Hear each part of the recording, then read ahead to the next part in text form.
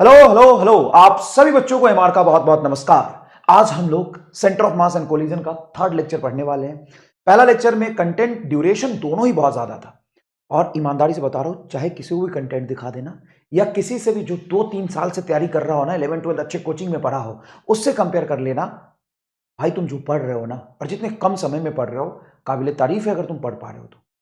आधे से ज्यादा लोग छोड़ चुके होंगे पढ़ना, क्योंकि मैं फॉर्मेलिटी कर नहीं सकता। और आप चाहे लेक्चर ड्यूरेशन की कंप्लेन कितना भी कर लो, हो सकता है कभी कभी ये भी कंप्लेन करो सर आपने तेज पढ़ा दिया, तो मैंने उतना ही समय लगा के आपको रिवीजन भी करा दिया। लेकिन आप इस चीज की कंप्लेन नहीं कर सकते कि मैं कुछ छोड़ रहा हूं ना। ऑलरेडी मैं जितना पढ़ा रहा हूं उतना ढंग से पढ़ लो तो जेई मेंस में तुम 99% फिजिक्स में ले आओगे। 99% है। जेई एडवांस भी क्वालिफाई कर लो कि जितना मैं तुमको पढ़ा रहा हूं।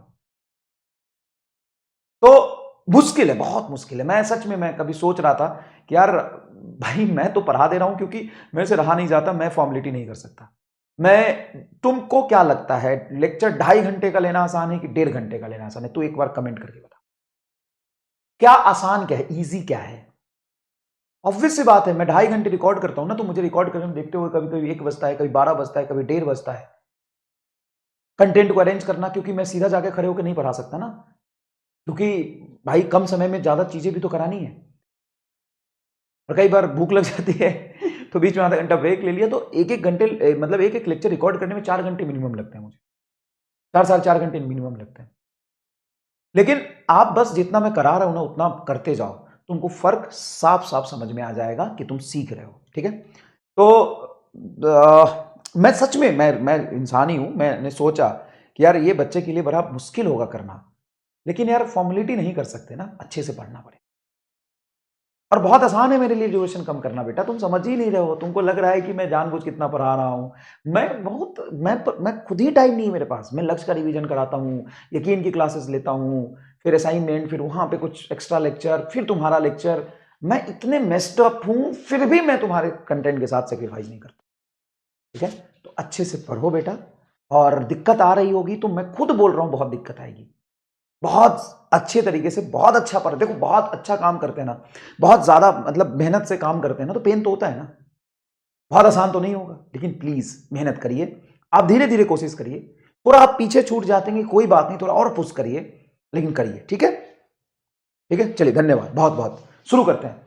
तो आज का जो हमारा गोल है वो है पीएचडी ऑन कोलिजन। और सुनिए, लास्ट क्लास में एक केस रह गया था प्लैंक वाला, वो मैं भी कराऊंगा, छोड़ूंगा नहीं। मैं इसी चैप्टर में कराऊंगा, प्लैंक का केस सेपरेट में कराऊंगा। आज हम स्पेशली पीएचडी ऑन कोलिजन शुरू करते हैं। कोलिजन क्या होता है जरा बताइए।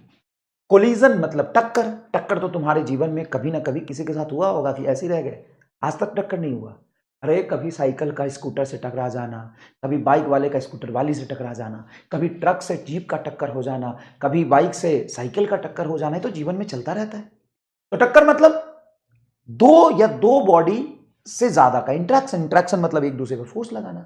अब जब एक दूसरे पर फोर्स लगाते हैं तो क्या एक दूसरे को दबाते भी हैं फोर्स लगाते समय? ऑब्वियस सी बात है। जब ये चल रहे हैं, चल देखो, दो ऑब्जेक्ट है, चल रहे चल रहे चल रहे, जैसे टकराएंगे टकराएंगे तो एक दूसरे को दबाएंगे, मतलब फोर्स लगाएंगे। लेकिन ये फोर्स, अगर मैं इनको सिस्टम मान लू, तो ये जो फोर्स लगा है जिसके वजह से दबे हैं, वो बाहरली फोर्स है कि इनके बीच का फोर्स? अरे मैं तो हाथ से दिखा रहा हूं, मैं नहीं कुछ कर रहा है, नहीं, ये खुद ही एक दूसरे में लगे पड़े हैं, ये खुद ही एक दूसरे को दबा रहे हैं। मैं तो बस पकड़ के दिखा रहा हूं। तो इनको अगर मैं सिस्टम मान लूं तो बाहर से कोई फोर्स लगा कि इनका आंतरिक मामला है? सिर्फ इनका आंतरिक मामला है। तो हमने पढ़ा था conservation of linear momentum of the system. उसके मैंने 15 मतलब थ्योरेटिकल असर्शन रीजन आपको कराए थे, ट्रू फॉल्स कराए थे। तो क्या आपको समझ में आया कि अगर मैं एक्सटर्नल फोर्स सिस्टम में 0 लगाता हूं तो सिस्टम का मोमेंटम कंजर्व रहता है, बॉडी का कंजर्व रहे ना रहे कोई फर्क नहीं पड़ता। अब मैं आपको कह रहा हूं कि लास्ट लेक्चर में जितनी अच्छी तरीके से conservation of linear momentum of the system हमने पढ़ा था, कोलिजन हो गया खत्म। कोलिजन में आपको नया कुछ लगेगा ही नहीं। अब माने सर जी, माने आओ बताता हूं। एक सवाल पहले करो, फिर माने बताता हूं। ठीक, एक सवाल करो। जैसे मान लो एक m मास का ऑब्जेक्ट u से चल रहा है, चलते चलते चलते चलते चलते अचानक से इसके अंदर कुछ हुआ, ये दो हिस्से में टूट गया, दो हिस्से में टूट गया, एक v1 से एक v2 से चलने लग गया। तो इनके v1 v2 और u में रिलेशन बताओ क्या होगा? एक्सटर्नल फोर्स इस पर नहीं लगा, किसी ने पत्थर नहीं मारा, किसी ने ऐसे धक्का नहीं मारा, ये चलते चलते अपने आप टूट गया। चलते चलते अपने आप टूट गया, अपने आप फुस हो गया अपने आप। सर ये चल रहा था, अचानक से इंटरनल फोर्स की वजह से टूट गया। हाँ, तो बताओ इनके V1 V2 और U में क्या रिलेशन होगा? एक बार दिमाग लगाओ। कोई एक्सटर्नल फोर्स सिस्टम पे नहीं लगा है तो पूरे सिस्टम का इनिशियल मोमेंटम बराबर सिस्टम का फाइनल मोमेंटम। ये एक बार लिख के दिखा दो मुझे, ये एक बार लिख के दिखा दो, ये बहुत आसान है। कर दो कम ऑन बेटा, कर दो। अरे तुम कर सकते हो, अरे तुम शक्तिमान हो, महाधुआंधार हो, कर दो। सर जी लाइए, हम ही करेंगे। m मास का ऑब्जेक्ट है, u स्पीड से चल रहा है तो इनिशियल मोमेंटम, बाकी तो कुछ है नहीं इधर, बराबर m1 मास का ऑब्जेक्ट आपने बता दिया v1 से चल रहा है तो m1 v1 plus m2 v2। एक चीज ध्यान रखना सर जी, क्या रे है सर जी, एक चीज ध्यान रखना, तू कह रहा है मेरे से है सर जी, एक चीज ध्यान रखना, पता ना सर, सब वेक्टर में लिखना, ऐसे नहीं कि सीधा स्पीड लिख लिए। मोमेंटम है, मोमेंटम वेक्टर होता है।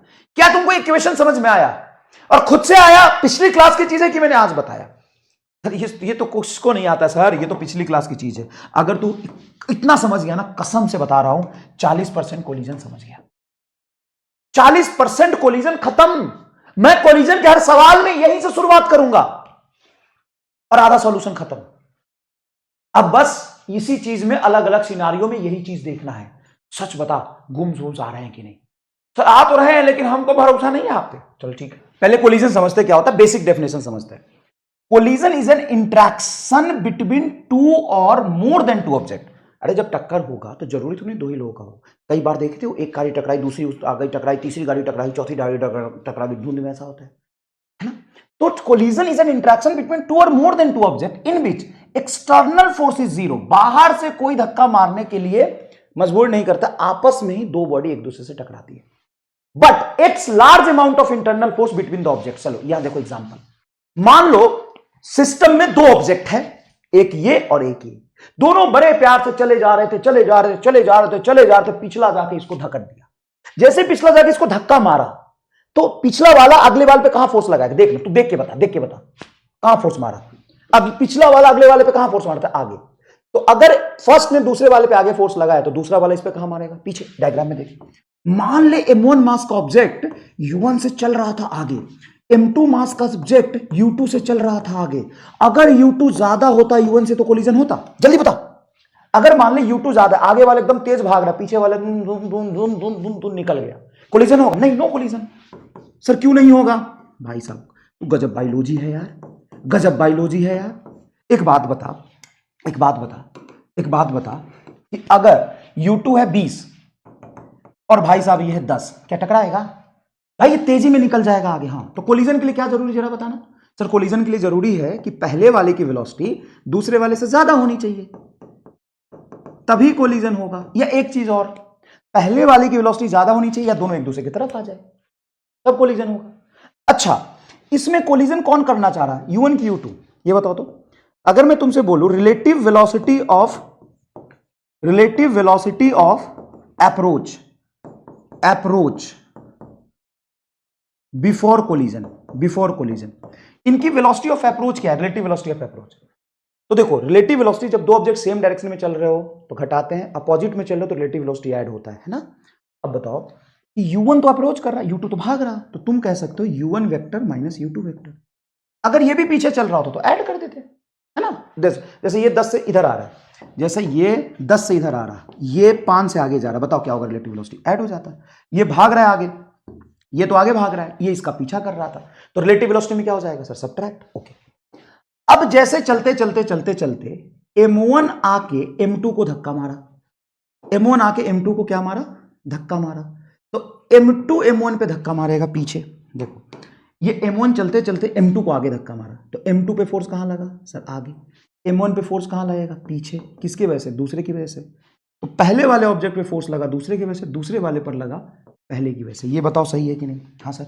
ये कैसा फोर्स है? इंटरनल। अब मान लो ये जब टकराएंगे तो हो सकता है बहुत तेजी में गया तो इसको दबा दे थोड़ा सा, दबाने उबाने के बाद ये थोड़ा सेपरेट होंगे, सेपरेट होने के बाद मान लो कोलिजन के बाद मान लो कि पहला वाले ऑब्जेक्ट की फाइनल वेलोसिटी v2 और दूसरे वाले ऑब्जेक्ट की फाइनल वेलोसिटी v2, सॉरी पहले वाले का v1 दूसरे वाले की v2। तो क्या मैं ये लिख सकता हूं कि चूंकि सिस्टम पर एक्सटर्नल फोर्स नहीं लगा है, पहले वाले ने दूसरे पर लगाया, दूसरे वाले ने पहले पर लगाया, तो ये इंटरनल है। इंटरनल सिस्टम की मोमेंटम चेंज नहीं करता। तो कोलिजन से जस्ट पहले m1 मास की मोमेंटम थी m1 into u1 plus m2 मास की मोमेंटम थी m2 इंटू u2 बराबर final momentum m1 v1 vector plus m2 v2 vector. Collision के 80% सवाल में यही इक्वेशन लगता है सर। लेकिन कई अलग तरह तरह के कोलिजन हम जानते हैं sir, elastic, inelastic, perfect elastic, उन सबसे डैश फर्क नहीं पड़ता है। अरे वो जैसा भी कोलिजन हो, वो एनर्जी के बेसिस पे डिसाइड करते हैं, मोमेंटम तो कंजर्व रहेगा। तो सर कोलिजन में नया क्या? कुछ नहीं, जो तू पिछले क्लास में पढ़ रहा था वही कंटिन्यू हो गया कि नहीं, जल्दी बता। और हर सवाल में 90% सवाल में तुमको यही से शुरू करना है, सिस्टम की इनिशियल मोमेंटम बराबर फाइनल मोमेंटम। क्यों करना है? क्योंकि एक्सटर्नल फोर्स नहीं लगा तो सिस्टम की मोमेंटम कंजर्व रहेगी। अच्छा बता, किसकी स्पीड ज्यादा थी तो कोलिजन हुआ? u1 ज्यादा थी। मान लो u1 एग्जांपल के लिए 20 था और ये 10 था, एग्जांपल के लिए, मिटा दूंगा बाद में मैं। अब ये 10 से जा रहा था, हाँ सर ये तो u2 पता है कितने जा रहा था, 10 से, और ये कितने जा रहा था, 20 से। अब बताओ जिस समय टकराएंगे तुरंत से ये बहुत स्पीड से चल रहा था, हाँ क्या इसकी स्पीड घटने लगेगी? क्यों सर? बढ़ेगी ना। कैसे सर? देखो, आगे फोर्स आगे वेलोसिटी तो स्पीड बढ़ेगी। Kinematics, kinematics. आगे फोर्स आगे वेलोसिटी तो वेलोसिटी बढ़ेगी। हाँ ये सर, ये आगे वेलोसिटी, पीछे फोर्स लगा। अच्छा m1 पे पीछे फोर्स क्यों लगा? देखना भाई, ऐसे चल रहा है, ऐसे चल रहा है, तो पीछे वाले ने m1 m2 पे कहां फोर्स लगा? आगे। तो m2 m1 पे कहां फोर्स लगाएगा? पीछे। तो इसकी स्पीड घटेगी। अब सुनो, क्या स्पीड घट रही है? स्पीड घट रही है, और ये जब टकराया तो एक दूसरे को दबाएगा भी क्या? हाँ सर, टक्कर में तो नहीं देखा है कभी, कार जब टेम्पू से टकराता है, टेम्पू जब बाइक से टकराता है, दब जाता है कि नहीं? हाँ, मतलब अचानक से बहुत ज्यादा फोर्स लगता है, जिसके वजह से कुछ काइनेटिक एनर्जी पोटेंशियल एनर्जी जाती है, some part of kinetic energy. सारा नहीं जाएगा ना, अगर सारा काइनेटिक पोटेंशियल में चला गया तो फिर तो रुक जाता ना सिस्टम, ये तो चल रहा होता है दब चिपक के। तो some part of KE converted to potential energy. सोचो, some part of kinetic energy convert, कौन सा पोटेंशियल एनर्जी सर जी? अरे स्प्रिंग खींचता है या दबता है तो एनर्जी स्टोर नहीं होता, तो ये भी तो ऑब्जेक्ट है, ये दब गया तो एनर्जी स्टोर नहीं होगा। अच्छा कब तक होगा? कब तक होगा? देखो, 20 से घट के मान लो 18, 10 से बढ़ के 12, फिर ये 16, फिर ये 14, फिर ये 15 और ये 15। तो जब उनका when v relative is equal to 0, मतलब when they are moving with same speed, moving with same speed, जब दोनों चिपक गए तो वो कुछ देर तक सेम स्पीड से चलने लगेंगे, उस समय पोटेंशियल एनर्जी तुम्हारा मैक्सिमम हो जाएगा जितना कन्वर्ट होना था।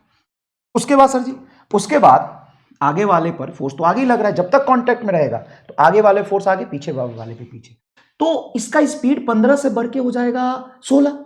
बढ़ रहा था इसका 10 से 12, 14, 15, 16, और ये 15 से घट के हो जाएगा 14। तो ऑब्वियस सी बात है, ये पीछे तभी छूटा ना आफ्टर कोलिजन, या आफ्टर कोलिजन पीछे तभी छूटा ना जब इसकी स्पीड कम हो गई, आगे वाले की बढ़ गई। अच्छा हाँ सर, समझ में आया। तो अगर मैं बाद में पूछूं रिलेटिव वेलोसिटी ऑफ सेपरेशन क्या हो, तो क्या बोलोगे?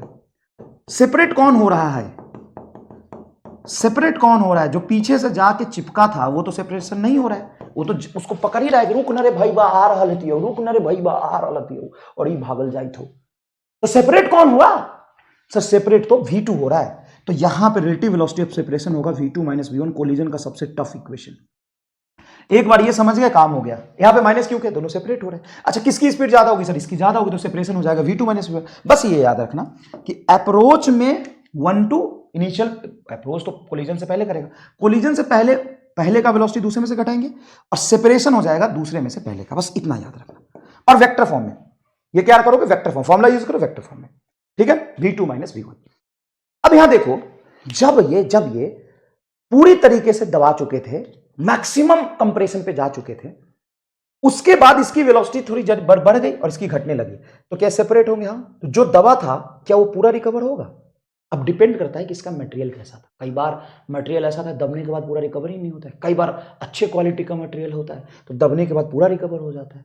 तो ये डिसाइड करता है कोलिजन का नेचर। अब 3 तरह के कोलिजन पता है क्यों होते हैं? सर क्यों?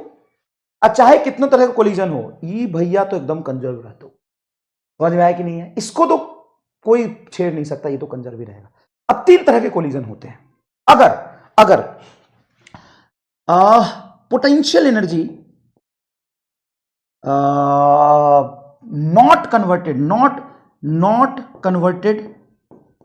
कन्वर्टेड अगेन टू काइनेटिक, मतलब यहां पे पोटेंशियल एनर्जी वापस नहीं हुआ। मतलब ये जब पूरा दबाया था ना तो ये दबले रह गया। तो सर दबले रह गया और थोड़ा भी अलग नहीं हुआ, मतलब ये साथ ही चल रहे क्या कोलिजन के बाद? ये अलग ही नहीं हुए? नहीं, अलग ही नहीं हुए, moving together, they are moving together, they are moving together. तभी तो जो पोटेंशियल एनर्जी गया है वो बिल्कुल भी कन्वर्ट नहीं हुआ, दे आर मूविंग टुगेदर। मतलब मैक्सिमम लॉस इन एनर्जी, इसी को कहते हैं परफेक्टली इनइलास्टिक कोलिजन। इसी को कहते हैं बेटा perfectly inelastic collision, perfectly inelastic. आपने नाम सुना है ना, परफेक्टली इलास्टिक कोलिजन में चिपक जाते हैं। सर अभी आप कह रहे थे इसकी वेलोसिटी थोड़ी ज्यादा हो गई, इसकी कम लग गई। हाँ, अगर सेपरेट होते तो, कई बार सेपरेट ही नहीं होते। देखो परफेक्ट गोल गोल है, हाँ गए गए गए गए, एक दूसरे को दबाया, दबाने के बाद भाई साहब ये कह रहे हैं कि बहुत मजा आ रहा है, अब हम अलग नहीं होंगे, हम तो दोनों एक दूसरे के लिए बने थे। कई बार दो लोग मिलते हैं, जब दो लोग मिलते हैं आपस में दोस्ती करते हैं, सेकंड करते हैं, फिर अलग ही नहीं होते, एकदम जीवन साथी। आज तेरा बिजली का बिल मेरा बिल, है ना, गाना नहीं है? तो ये कहते हैं आज से हम दोनों एक हो गए हैं, हम अलग नहीं होंगे। तो जब अलग ही नहीं होगे तो मैक्सिमल दबले रह जाओगे। हाँ, तो यहां पे थोड़ा भी ये kinetic energy not converted again to potential is not converted again to kinetic energy. मतलब सर यहां पे तो काइनेटिक एनर्जी का लॉस हो गया, फिर some part of kinetic energy जो गया था पोटेंशियल में वो रिकवर नहीं हुआ। No kinetic energy is recovered, मतलब पोटेंशियल में ही रह गया। तो काइनेटिक एनर्जी का मैक्सिमम लॉस, हाँ K maximum loss, K maximum loss हो गया। जो पोटेंशियल में गया वो not convert again to kinetic energy.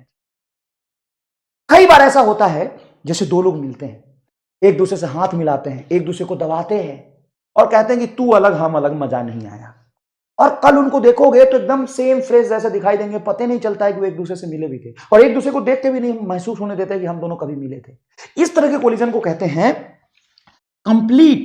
Complete potential energy again converted to K. मतलब जितना पोटेंशियल एनर्जी दबने में खर्च हुआ था वो पूरा का पूरा रिकवर हो गया, मतलब loss in kinetic energy zero. पता है इसी तरह कोलिजन को कहते हैं इलास्टिक। अरे सर पहली बार फील आया इलास्टिक का, जरूर बताइए कमेंट बॉक्स में अगर फील आया तो। और सर मान लो सर ये मिले, एक दूसरे को दबाए और ये साथ ही रहना चाहते हैं, साथ ही रहना चाहते हैं, लेकिन सर समाज कहाँ रहने देता है। समाज ने इनको बोला कि नहीं नहीं तुम एकदम अलग अलग तरह के लोग नहीं रह सकते साथ। इनके घर वालों ने बहुत परेशान किया इनको, बोला कि अलग हट जाओ, अरे मारूंगा, बहुत बहुत मारा इनको पकड़ उकर के, और बोला कि नहीं तुम नहीं रह सकते। अब इनका मन है रहने का, लेकिन रहने ही नहीं दे रहे, तो ये अलग हो जाएंगे। लेकिन जब अलग होंगे तो ये परफेक्टली सेफ रिगेन कर पाएंगे? नहीं, ये इन पर मिलने का असर थोड़ा रह जाता है, ये थोड़ा थोड़ा मिलने का असर रह जाता है। कैसे? ये नहीं अलग होना चाहते थे, अलग होना नहीं चाहते थे, ये मिले थे तो एक दूसरे के हो जाना चाहते थे। ये चाहते थे इस तरह से परफेक्टली इलास्टिक की तरह हमेशा के लिए चिपक के एक दूसरे के साथ ही जीवन बिताएं, लेकिन समाज के दबाव की वजह से इनको अलग होना पड़ा, तो थोड़े से दबे दबे से रह जाएंगे जीवन भर। मतलब मिलने का ऐसा इन पर रह गया। पहले तो परफेक्ट पूरा गोल थे, लेकिन दब कोलिजन के बाद ये दबे रह गए, ये तो एकदम उदास हो गया, ये तो ये तो एकदम उदास हो गया जी, बोला है कि मजा ही नहीं आया, खत्म। सर अब अलग तो हो गया लेकिन मिलने का असर रह गया। मतलब सम पार्ट ऑफ जितना जितना पोटेंशियल नहीं गया था, some part of potential energy, some part of potential energy recovered, मतलब रीगेन या converted to potential energy, converted to again kinetic energy, converted to K again, और कुछ पार्ट रह गया, मतलब इसमें काइनेटिक एनर्जी का loss not equal to zero होगा, मतलब इसमें लॉस होगा, चेंज इन काइनेटिक एनर्जी इसमें कुछ होगा। मैं फिर से ये चीज लिख देता हूं। तो देखो कोलिजन के 3 टाइप होते हैं। पहला कोलिजन होता है परफेक्टली इनइलास्टिक। परफेक्टली इनइलास्टिक में दे स्टिक, दोनों चिपक जाते हैं, दे स्टिक, मतलब जितना पोटेंशियल एनर्जी वो गेन किए थे वो बिल्कुल भी नहीं लौटाते। तो काइनेटिक एनर्जी का लॉस इसमें कितना होता है? मैक्सिमम। और they move together, they stick and move together, वो दोनों चिपक के साथ में चलते हैं, मूव टुगेदर, साथ साथ चलेंगे, मूव टुगेदर, एकदम साथ साथ चलेंगे। दूसरा होता है बेटा इनइलास्टिक। इनइलास्टिक में some part of potential energy remains remains there, मतलब सम पार्ट ऑफ पोटेंशियल वहां रह ही जाता है, तो कुछ लॉस होता है, हाँ loss, some part of loss होगा, मतलब चेंज इन का लॉस कुछ ना कुछ होगा, जीरो नहीं होगा, कुछ ना कुछ होगा, लेकिन नॉट मैक्सिमम, कुछ रिकवर हो गया, नॉट मैक्सिमम। और परफेक्टली इलास्टिक होता है, परफेक्टली इलास्टिक में loss in kinetic energy zero हो जाता है, मतलब सिस्टम के पास जितना इनिशियल काइनेटिक एनर्जी था उतना ही फाइनल हो जाता है। अब देखो मैंने तुम्हें कितना डीप में पढ़ा, मैं चाहता तो मैं डायरेक्टली डेफिनेशन लेके रिजल्ट लिख देता, लेकिन क्या तुमको मैंने फील दिलाया कि एक्चुअल में इलास्टिक कोलिजन कहते किसको है। तो बताओ काइनेटिक एनर्जी किसमें कंजर्व रहेगा सिस्टम का, सर काइनेटिक एनर्जी सिस्टम का कंजर्व रहेगा इलास्टिक कोलिजन में। आप कह सकते हो सिस्टम की इनिशियल काइनेटिक एनर्जी बराबर फाइनल काइनेटिक एनर्जी, क्योंकि परफेक्टली इलास्टिक में जो भी पोटेंशियल एनर्जी गया था कंप्लीट रिकवर हो गया, complete potential energy is recovered to kinetic, पूरा वापस हो गया, जितना दबाने में खर्च हुआ था पूरा वापस हो गया। अच्छा इन इलास्टिक में कुछ पोटेंशियल एनर्जी रिकवर्ड होता है, कुछ रह जाता है, इसमें मैक्सिमम पोटेंशियल एनर्जी जो रही जाता है परफेक्टली इलास्टिक में वो साथ साथ चलते रहते हैं, इसमें लॉस मैक्सिमम होता है, no part of potential energy recovered, बहुत थोड़ा बहुत होता है, बाकी उसी में रह जाता है चिपकाने में, ठीक है। ओके समझ मजा आ गया। अब देखो अब पहले कुछ असर्शन रीजन करते हैं फिर आगे बढ़ेंगे। पहले असर्शन रीजन करेंगे, क्या momentum of a system conserved in every type of collision at all time. हाँ ये पहले सॉरी असर्शन रीजन नहीं है, चलो असर्शन रीजन में ही टर्म्स में कर लो, ये ट्रू आएगा। क्या एक्सटर्नल फोर्स जीरो है तो momentum system conserve in every type of collision. अब चाहे कोलिजन कोई सा भी हो, कितना भी एनर्जी रख के या छोड़े, सिस्टम का मोमेंटम एक्सटर्नल फोर्स नहीं लगने की वजह से कंजर्व होगा। बताओ ट्रू है कि नहीं। हाँ मोमेंटम और kinetic energy of the object में और मे नॉट कंजर्व। हाँ ऑब्जेक्ट के बारे में तो हम बात भी नहीं करेंगे, यहां पे एक ऑब्जेक्ट की बात थोड़ी ना होगी, एक्सटर्नल फोर्स नहीं लगा, दोनों सिस्टम की एक साथ बात होगी। Kinetic energy of system before and after collision inelastic collision. हाँ काइनेटिक एनर्जी भी इलास्टिक कोलिजन में हमेशा कंजर्व नहीं होता है, चाहे कोई सा भी कोलिजन हो, या कुछ पार्ट काइनेटिक पोटेंशियल में जाएगा ड्यूरिंग कोलिजन। देखो चाहे किसी भी तरह का कोलिजन हो, या कुछ पार्ट काइनेटिक एनर्जी का पोटेंशियल एनर्जी में जाएगा कि नहीं। बेटा ये पार्ट मैं फिर से रीराइट कर दूंगा, समझाने के चक्कर में अच्छे से नहीं लिखा, मैं फिर से रीराइट कर दूंगा, मैं इसको नोट्स में अच्छे से लिख के तुमको दूंगा, ठीक है। हालांकि अगले पेज पे मैंने लिख दिया, फिर भी बताओ क्या जब कोलिजन होगा तो दबाएंगे कि नहीं। हाँ तो कुछ काइनेटिक एनर्जी पोटेंशियल में जाएगा कि नहीं, जाएगा। अब डिपेंड करता है, अगर मटेरियल ऐसा है कि सारा पोटेंशियल एनर्जी जो दबाने में गया तो पूरा रिकवर हो गया, इलास्टिक, और बिल्कुल रिकवर नहीं हुआ तो परफेक्टली इलास्टिक, और थोड़ा रिकवर हुआ तो इनइलास्टिक। तो अगर मैं बोलूं कि इलास्टिक कोलिजन में काइनेटिक एनर्जी हमेशा कंजर्व रहता तो गलत हो गया। सिस्टम की इनिशियल काइनेटिक एनर्जी, फिर यहां पे काइनेटिक कुछ पोटेंशियल में गया और फिर पूरा का पूरा रिकवर हो गया, मतलब परफेक्टली इलास्टिक में complete potential energy recovered to kinetic. तो before collision and after collision conserve रहता है, ड्यूरिंग कोलिजन कंजर्व नहीं रहता है काइनेटिक एनर्जी। हाँ सर, और मोमेंटम तो हर कोलिजन में हमेशा कंजर्व रहता है। मजा आया कि नहीं। चलो ये देखो m1 u1 plus m2 u2 बराबर m1 v1 plus m2 v2। दूसरा यहां पे डिफाइन करते हैं कोफिशिएंट ऑफ रेस्टिट्यूशन। ये क्या डिसाइड करता है, nature of collision. Coefficient of restitution, restitution material colliding body के मटेरियल पे डिपेंड करता है। अगर मटेरियल ऐसा है कि उन पर मिलने का असर इतना हुआ कि दोनों चिपके रह गए तो अलग ही नहीं होंगे। हाँ उसका कोएफिशिएंट ऑफ रेस्टिट्यूशन होता है जीरो। ये क्या बताता है, देखो relative velocity of separation after collision divided by relative velocity of approach before collision. Collision के बाद में रिलेटिव वेलोसिटी बटा कोलिजन के बिफोर कोलिजन पहले रिलेटिव वेलोसिटी। बताओ कोलिजन के बाद रिलेटिव वेलोसिटी क्या था, तो दूसरे में से पहले का वेलोसिटी आपने सबट्रैक्ट किया था, बटा बिफोर कोलिजन क्या था, पहले में से दूसरा गया था। अब इसी फॉर्मूले में अगर तुम चाहो तुम v1 माइनस v2 कर दो बटा u2 माइनस u1 कर दो तो चलेगा क्या, हाँ बिल्कुल चलेगा। भाई यहां पे अगर तुम इसको पहले लिखो माइनस कॉमन लेना पड़ेगा, यहां भी माइनस कॉमन लोगे तो एक ही चीज आ जाएगा।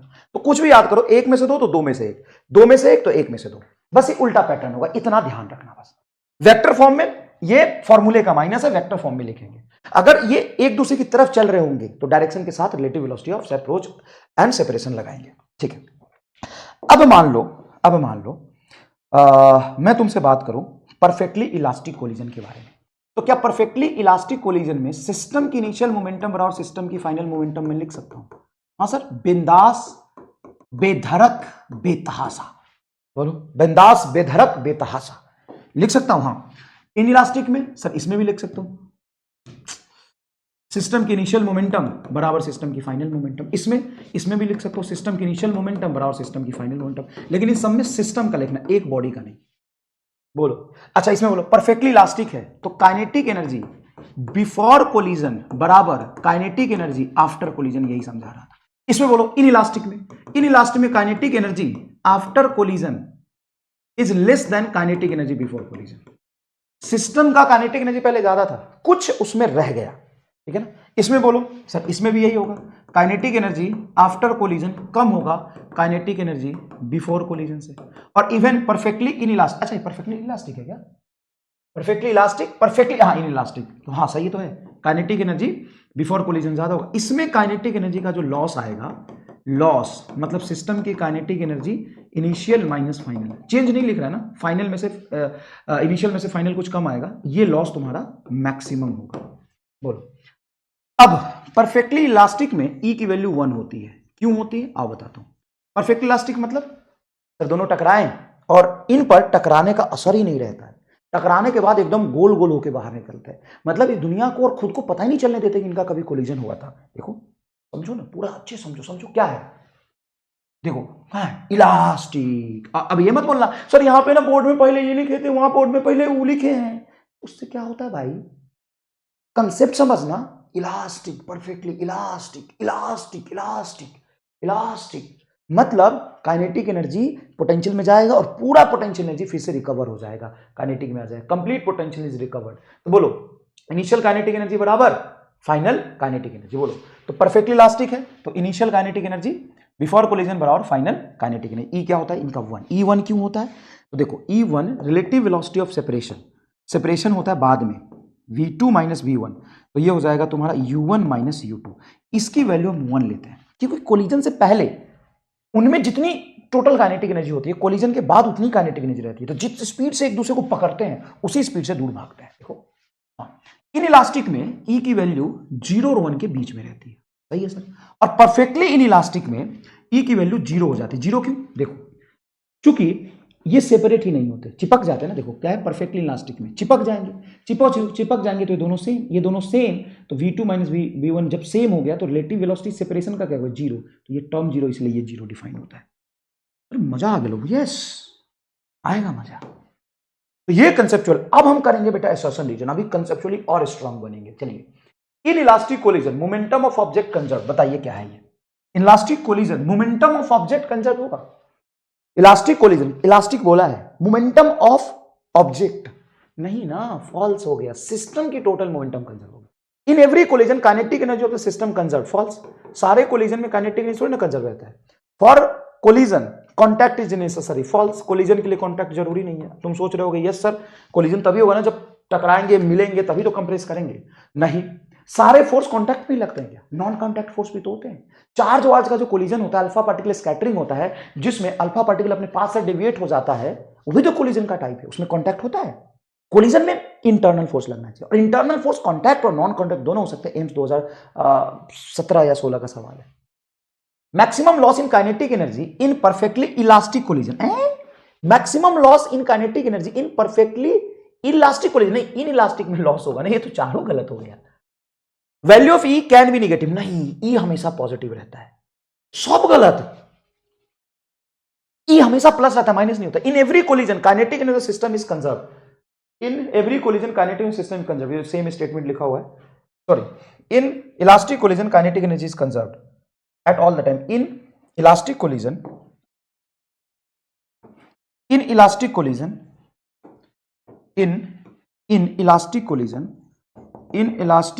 kinetic energy of the system is conserved at all the time.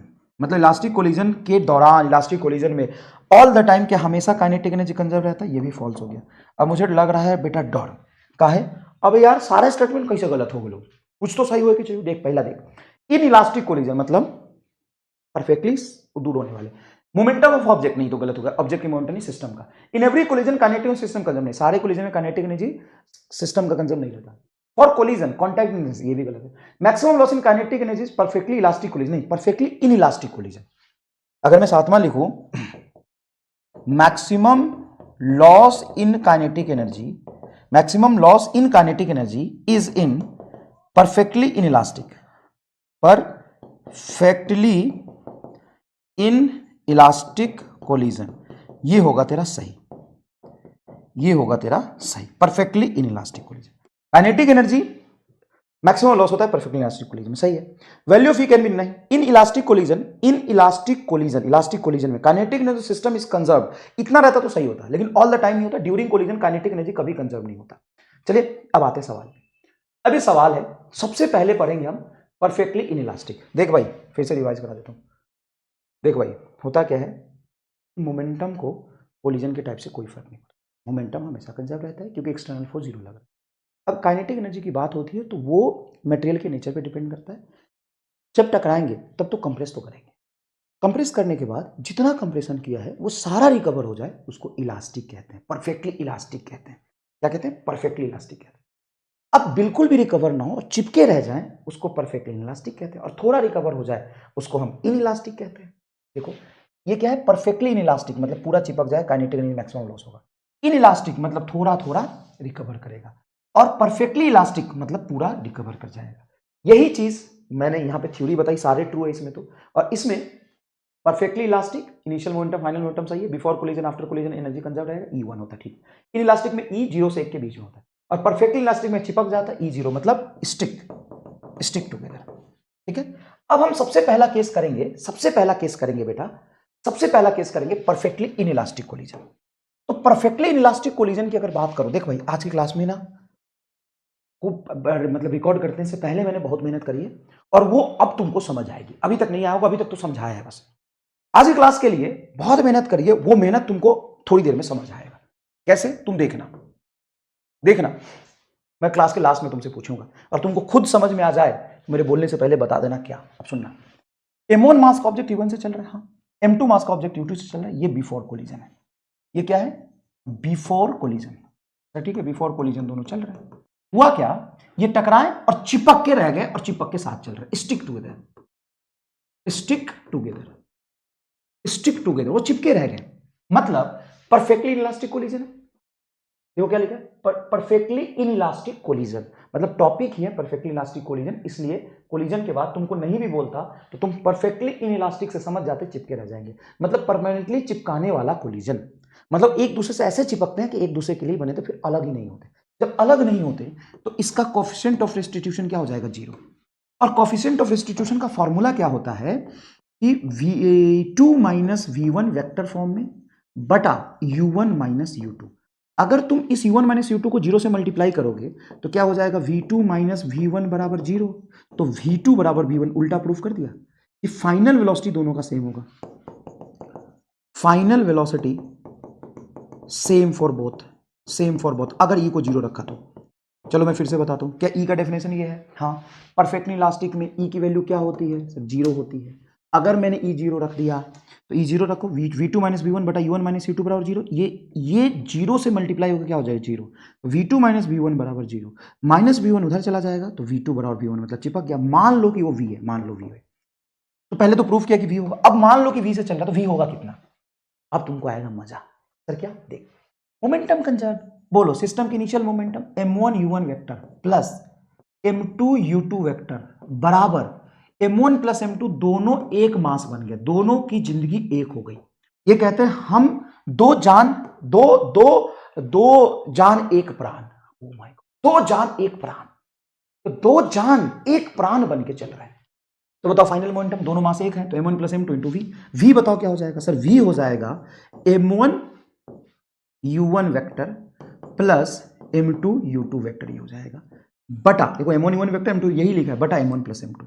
ये तुम्हारा फाइनल वेलोसिटी हो गया after collision, final velocity after collision. लो भाई सर मजा आ गया एकदम, हाँ, आफ्टर कोलिजन देखो फाइनल वेलोसिटी आ गया। अब एक चीज बताऊं, बता समय नहीं है लेकिन मैं अपने आप को रोक नहीं पा रहा हूं, पेज नंबर 9 है, बस मैं रोक नहीं पा रहा हूं, बता दूं, बताएगा तो बता दूं, सुनना। एक बात बता, मैं अगर सेंटर ऑफ मास का कंसेप्ट लगाऊं तो अगर ये M1 U1 से चल रहा है, M2 U2 से चल रहा है, तो सेंटर ऑफ मास की वेलोसिटी कितनी रही होगी बताओ? तो सेंटर ऑफ मास की वेलोसिटी लिख सकते हैं सर, बताओ कितनी होगी सर? सेंटर ऑफ मास की वेलोसिटी होती है, अगर सेंटर ऑफ मास का जो फिजिकल क्वांटिटी लिख रहे हो, जैसे वेलोसिटी लिख रहे हो, तो पहले लिखो m1 और m1 की वेलोसिटी u1 प्लस दूसरे मास m2 इनटू उसकी वेलोसिटी बटा total mass m1 plus m2। यही होता है सेंटर ऑफ मास की वेलोसिटी वाला फॉर्मूला। हाँ ठीक है। अब इन पर कोई एक्सटर्नल फोर्स लगा नहीं सर, तो सेंटर ऑफ मास की वेलोसिटी चेंज होगी कि वही रहेगी? सर वही रहेगी। जब ये चिपक गए और दो जान एक प्राण बन गए, तो क्या इनका सेंटर ऑफ मास, जब दोनों मास एक ही जगह, तो यही पे होगा। हाँ, जिस वेलोसिटी से ये चल रहा है उसी वेलोसिटी से ये चलेगा, उसी से सेंटर ऑफ मास चलेगा। हाँ, तो कितने से चलेगा? तो सेंटर ऑफ मास की जो वेलोसिटी होगी, एक्सटर्नल फोर्स नहीं लगा तो पहले वाला रहेगा। पहले कितना था सर? इतना था। अब कितना होगा सर? इतना ही होगा। अब दोनों चिपक के एक साथ चल रहे हैं, तो जो सेंटर ऑफ मास की वेलोसिटी वही ऑब्जेक्ट की वेलोसिटी, कॉमन वेलोसिटी हो गया। ये और ये देखना जरा सेम आया है क्या? बता, किसको कहते हैं कंसेप्ट? एमआर फील्ड को कहते हैं कंसेप्ट। अगर तुमको महसूस हुआ होगा तो देख, मैं सेंटर ऑफ मास से कोलिजन पढ़ा दिया। 2 मिनट की यहां पे शांति बनती है। स्क्रीन पॉज कर और जो महसूस हो रहा है वो कमेंट में बता। स्क्रीन पॉज कर और जो महसूस हो रहा है वो कमेंट में बता। क्या ये कभी तू भूल पाएगा? देख कंसेप्ट कैसे, देख, nature love symmetry and I love physics, I love nature, nature love symmetry and I love nature. मजा आया कि नहीं? याद रखना, nature love symmetry and I love nature. देखिए अब बता, क्या ये दोनों साथ चल रहे हैं तो चिपके रह जाएंगे, तो काइनेटिक एनर्जी में कुछ लॉस आया होगा। हाँ, वो कैसे निकलेगा? तो देख, काइनेटिक एनर्जी में लॉस निकालोगे तो final kinetic energy of system लिख लो minus initial kinetic energy of system आएगा। फाइनल काइनेटिक एनर्जी क्या? देखो, टोटल मास, अब दोनों दो जान एक प्राण बन गए हैं, तो ये होगा कॉमन वेलोसिटी, ये सेंटर ऑफ मास की velocity, minus initially kinetic energy कितना था, तो माइनस हाफ m1 का u1 square plus half m2 u2 square. कोई रटने वाली बात नहीं, पूरा प्रॉपर समझाया, ठीक है। लेकिन इसको सॉल्व करके जो टर्म आता है ना, उसको याद रख ले सर। क्यों? क्योंकि डायरेक्ट ये काम आएगा, पूरा डेरिवेशन नहीं करना तुम्हें। हाफ m1 m2 बटा m1 plus m2 into u relative velocity, मतलब पहले कोलिजन के पहले जो रिलेटिव वेलोसिटी है u1 माइनस u2 का होल स्क्वायर, ये आएगा। मैं फिर से यहां पे लॉस इन काइनेटिक एनर्जी को एक बार और लिखता हूं। लॉस इन काइनेटिक एनर्जी है तो डायमेंशन तो काइनेटिक एनर्जी ऐसा होना चाहिए। हाँ, अब देख, हाफ m1 m2 बटा m1 प्लस m2 बता, ये मास का डायमेंशन आएगा क्या? यूनिट मास का आएगा क्या? ऊपर मास इंटू मास और नीचे mass plus mass into relative velocity हो जाएगा तुम्हारा u1 माइनस u2 का होल स्क्वायर। ये तुम्हारा टर्म आया, ये तुम्हारा टर्म आया। देख, ये तुम्हारा क्या आया है? देख, टर्म आया।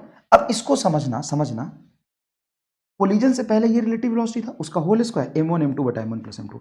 तो देख, लॉस इन काइनेटिक एनर्जी है लेकिन काइनेटिक एनर्जी जैसा। अब तुम जब सवाल सॉल्व करोगे तो अब फाइनल काइनेटिक एनर्जी निकालो, इनिशियल निकालो, फिर उसका डिफरेंस निकालो, टाइम नहीं लगेगा।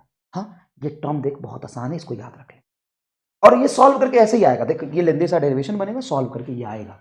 टाइम नहीं तो मैं कर देता, या तुम अपने आप तो कर ना। देखना भाई, मैं यहाँ पे तू VCM की वैल्यू ये रख दे, ये रख दे, इसका होल स्क्वायर कर, फिर इसको सॉल्व कर, तुम्हारा टर्म ये आ जाएगा। कुछ तो टर्म तो होल स्क्वायर करने से कट भी जाएगा, तो आएगा, ऐसा नहीं है। लेकिन ये टर्म तुम ऐसे याद रखो, डायमेंशनल याद रखो। काइनेटिक एनर्जी का dimension loss in kinetic energy ऐसा होगा। अब लॉस इन काइनेटिक एनर्जी किस पे डिपेंड करेगा? दोनों मासेस पे डिपेंड करेगा। तो हाफ m1 m2 बटा m1 plus m2 into u1 minus u2 का होल स्क्वायर। अब आते हैं सवाल पर। पहला सवाल नीट 2024 का है sir, last to last year का। हाँ सर, आसान आया था पेपर उससे। हाँ, लेकिन ये सवाल बढ़िया था। क्या कह रहा है? Two body A and B of same mass undergoes completely inelastic collision. मतलब कंप्लीटली इन इलास्टिक मतलब इलास्टिक इन और कंप्लीटली मतलब चिपकने वाला। तो दो मास है M और M, undergoes complete one dimension collision. The body A moves with velocity v1। Body A जो था वो v1 से चल रहा था, while body B eight rest, ये तुम्हारा रेस्ट में था, ठीक है। Okay sir, at rest before collision the velocity of the system after collision is v2। तो velocity of system after collision निकाल लो। जब दोनों चिपक गए तो टोटल मास 2m और कोलिजन के बाद वेलोसिटी दिया v2। मोमेंटम तो कंजर्व होगा, मैंने क्या बोला था? कोलिजन मतलब कंजर्वेशन ऑफ मोमेंटम का गेम। अब देखो, ये क्या होगा? m इंटू v1 प्लस दूसरा मास m इंटू 0 बराबर 2m इंटू v2। हाँ सर। अब बताओ, m v1 बटा 2m बराबर v2, ये तो 0 हो गया, m से m कट गया, v2 बराबर क्या आया? v1 by 2। आपसे क्या पूछा है? v1 बाई v2 का रेशियो। तो ये v1 है, 2 को इधर ले जाओ, तो v1 बाई v2 का रेशियो आ गया 2:1 आंसर। अब बता, अगर मैं कोलिजन में kinetic energy conservation, kinetic energy गया, फिर पोटेंशियल में हुआ, फिर इलास्टिक इनइलास्टिक फलाना ढिमकाना कुछ नहीं समझाता, सिर्फ इतना बोलता कंजर्वेशन मोमेंटम होता है गुरु, छोड़ो लगाओ, तो ये सवाल कर लेता कि नहीं? बता, क्या बैक टू बैक तुमको मोक्ष मिला कि नहीं मिला? चलिए सवाल देख, ये सवाल देख, if collision is perfectly inelastic then find final common velocity and loss in kinetic energy. अभी तू सीख जाएगा कैसे करना है। अब मैंने यहां पे एक एमा स्टार बॉक्स दिया है और ये बहुत इंपॉर्टेंट है। क्या कहता है एमा स्टार बॉक्स कि क्वेश्चन में सबसे पहले टाइप ऑफ कोलिजन डिसाइड करो। जैसे तुम कोलिजन के सवाल करने जा रहे हो तो सवाल कैसे सॉल्व होगा ये किस बात पर डिपेंड करता है? सर सवाल कैसे सॉल्व होगा वो इस बात पर डिपेंड करता है कि कोलिजन का टाइप कैसा है। कोलिजन का टाइप कैसा है, कोलिजन कैसा हुआ है इस बात पर डिपेंड करता है। कोलिजन किस तरह का है इस बात पर डिपेंड करता है। बताइए, कोलिजन किस तरह का है इस बात पर डिपेंड करता है। बोलिए हाँ या ना। कोलिजन किस तरह का इस बात पर डिपेंड करता है। तो सबसे पहले देखो टाइप ऑफ कोलिजन क्या है। क्या देखोगे? कोलिजन किस तरह का हुआ है। ठीक है, तो देखो परफेक्टली इनलास्टिक मतलब चिपकने वाला। अब बताओ फाइनल कॉमन वेलोसिटी क्या होगा। देखो ऑब्जेक्ट 4 kg का 10 से चल रहा है, 6 kg का 5 से चल रहा है, कर दो।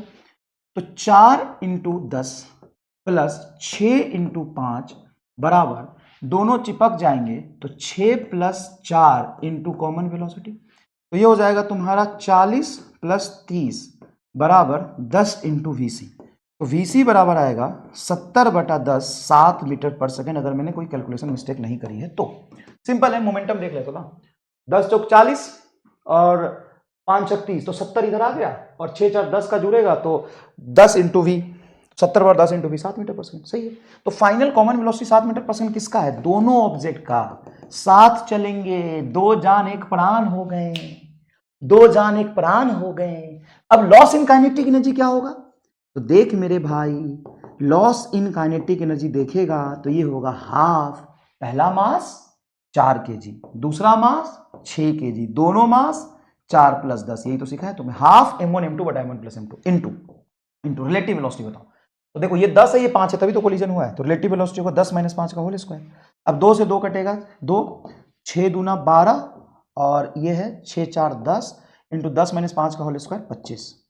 तो ये तुम्हारा हो जाएगा 25 को 5 से कैंसिल करोगे तो 5 और ये हो जाएगा 2, 2 से कैंसिल करोगे 6, 5 × 30, 30 जूल आ रहा है। अब इसको करने का दूसरा तरीका, जरूरी नहीं था बेटा यहां पे डेरिवेशन पूरा करना। आप सोच रहे होंगे सर आप यह पूरा करके दिखाओ, तो जरूरी नहीं है ना पूरा करना, क्यों? न्यूमेरिकल आएगा तो तुम कर ही लोगे। कैसे कर लोगे? तो देखो मैंने क्या बोला था, लॉस के ई में लॉस कैसे डिफाइंड होता है सर? काइनेटिक एनर्जी के ई फाइनल माइनस के ई इनिशियल। फाइनल काइनेटिक एनर्जी बोलो सिस्टम का क्या होगा?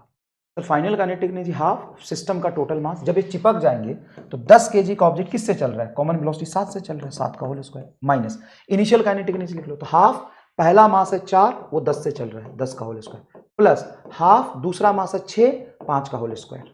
बोलो तो सही है। अब बदलो 10 का होल 2 से 10 काटेंगे तो कितना आ जाएगा 5 और 7 का होल स्क्वायर कितना हो गया 49, तो 49 × 5 तो गजब सा आ रहा है यार। चलो कोई बात नहीं, तो अगर ये 245 आ जाएगा क्या?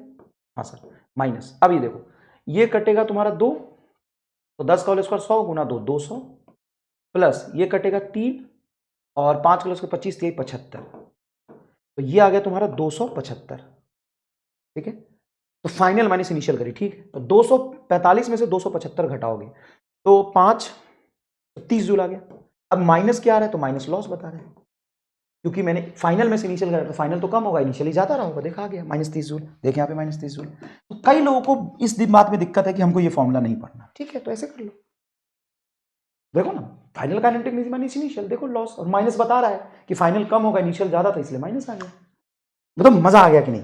2 सवाल तुमको कराए हैं, दोनों सवाल में एकदम घूम आए कि नहीं, और ये दोनों सवाल पूछे हुए सवाल है। ये सवाल नीट 2026 में ऐसा आ सकता है। एक पैटर्न होता है बेटा सवाल का। देखो कुछ भी फिजिक्स में पढ़ते रहो उससे कोई मतलब नहीं है, पढ़ने के लिए तो कुछ भी पढ़ो, जो एडवांस पढ़ो कुछ भी पढ़ लो, लेकिन एक चीज बहुत जरूरी होता है कि सब कुछ पढ़ने के साथ साथ उस पर जरूर वार किया जाए जो एग्जाम का पैटर्न है। पता है एग्जाम का पैटर्न क्या? मैं तुमको दिखा दूंगा। एग्जाम में अगर 10 सवाल कोलिजन क्या है, उसमें पता है 6 सवाल में एक ऑब्जेक्ट रेस्ट पर होता है, एक ही चल रहा होता है। अब तुमको भरोसा नहीं होगा लेकिन मैं तुमको दिखाऊंगा पक्का। अरे 200%, क्या बात कर, मैं तुमको दिखाऊंगा, आंख खोल के देख लेना। सर आप क्या कह रहे हो एक बार बताना। मैं कह रहा हूं कि कोलिजन के 10 सवाल में से 5 से 6 सवाल में एक ऑब्जेक्ट चल रहा होता है और दूसरा रेस्ट पे होता है, उसी कोलिजन की एनालिसिस करनी होती है। वही मैंने लिखा है। 6 kg का ऑब्जेक्ट 20 मीटर पर सेकंड चल रहा है, 4 kg का ऑब्जेक्ट रेस्ट में है। Then find velocity, find final velocity if collision is E बराबर 0 मतलब परफेक्टली इनइलास्टिक। परफेक्टली इनइलास्टिक में बताओ, और यहां पे है इलास्टिक मतलब E बराबर 1। तो जैसे E बराबर 0 दिया है मतलब चिपक जाएगा, स्टिक, चिपक जाएगा। हाँ सर ये तो चिपक जाएगा, चिपक जाएगा। तो इनिशियल मोमेंटम 6 गुना 20 प्लस 4 गुना 0 बराबर चिपक गया, तो 6 4 10 इंटू कॉमन वेलोसिटी v। तो ये हो जाएगा तुम्हारा 6 जो है 120 प्लस ये 0 बराबर 10 v। 0 से 0 कट गया, v बराबर 12 मीटर पर सेकंड। ये उनकी दोनों की फाइनल वेलोसिटी हो जाएगी। लॉस इन काइनेटिक एनर्जी देखोगे तो डेल्टा के ई लॉस बराबर हाफ पहले मास 6, दूसरा मास 4 बटा 6 4 10 इंटू इनिशियल रिलेटिव वेलोसिटी कितनी है 20 और वो है 0, तो 20 माइनस 0 का होल स्क्वायर। तो ये हो जाएगा 2 से 4 को काटोगे 2, और ये हो जाएगा तुम्हारा 6 दूना 12 बटा 10 इंटू 400। तो 0 से 0 कट गया, 12 चौक 48, 480 जूल लॉस आएगा। अब तुम सेपरेट भी निकाल सकते हो। अब बात करते हैं अगर इलास्टिक हुआ तो क्या करेंगे। अब इलास्टिक भी देखें, अगर इलास्टिक हुआ तो क्या करेंगे, सुनो ध्यान से। हम क्या करेंगे, मोमेंटम कंजर्व करेंगे। m1 u1 plus m2 u2 बराबर, अब इलास्टिक हुआ तो चिपकेगा नहीं। मान लो 6 वाला चल रहा है v1 से, तो 4 वाला चलेगा v2 से। चिपकेगा नहीं ना, चिपकेगा तब जब परफेक्टली इलास्टिक हो, वहां चिपकेगा, यहां नहीं चिपकेगा। तो नहीं चिपकेगा तो क्या होगा, तो 6 into V1 plus 4 into V2, ये इक्वेशन बनेगा। अब बताओ यही हम कल से करते आ रहे हैं, यही करना था, यही करना था। अब दो एक इक्वेशन दो अननोन, तो अब क्या करेंगे, ई का फॉर्मूला लिखेंगे। ई बराबर होता है, यहाँ पे ई की वैल्यू क्या दिया हुआ 1, तो हम रखेंगे ई बराबर 1, और ई की वैल्यू क्या होती है relative velocity of separation. Separation मतलब v2 आगे भाग रहा है और v1 पीछे, दोनों आगे, तो सिंपल v2 माइनस v1 बटा अप्रोच u1 माइनस u2, तो 20 माइनस 0। अब यहां 20 यहां चला जाएगा, तो 20 बराबर v2 माइनस v1 बचा, सर v2 माइनस v1 बचा। अब हम क्या करते हैं, v1 को इधर ले जाते हैं, तो 20 प्लस v1 बराबर v2, ये दूसरा इक्वेशन है। पुट इन इक्वेशन 1, इसको इक्वेशन 1 में पुट कर दो। बताओ, तो m1 बोलो सर 6 इंटू u1 बोलो, अच्छा रखा भी नहीं था 20, कोई बात नहीं, प्लस दूसरा बोलो सर 4 इंटू 0। सर यही काम यहां भी कर रहा हूं, तो क्या करूं, मोमेंटम कंजर्व तो करना पड़ेगा, यही तो सबसे बड़ा हथियार है। इज इक्वल टू बता 6v1 प्लस 4v2, और v2 की वैल्यू क्या है 20 प्लस v1, 20 प्लस v1, तो ये हो जाएगा तुम्हारा 120, और भाई साहब ये तो हो गया 0, ये बनेगा तुम्हारा 6v1 प्लस 20 चौका 80 प्लस 4v1। 80 को इधर भेज दे तो 120 में से 80 जाएगा, तो 40 बराबर 6 4 10, 10 v1, 0 से 0 कट गया, तो v1 बराबर 4 मीटर पर सेकंड। और जैसे तुम्हारा v1 आया तो टेंशन नहीं लेना, ना ना ना ना, टेंशन नहीं लेना। क्या करना है, जैसे ही तुम्हारा v1 आया, v1 को इसमें पुट कर दो, इसमें पुट, इसमें पुट कर दो। कहाँ गया, अरे इसी में पुट कर, हटा, इसमें v1 पुट कर दे। तो पहला मास क्या था 6, उसकी वेलोसिटी कितनी थी 20, प्लस दूसरा मास कितना था 4, वो था रेस्ट में, बराबर 6 इंटू v1, v1 की वैल्यू कितना निकाली हमने 4, प्लस 4 इंटू v2।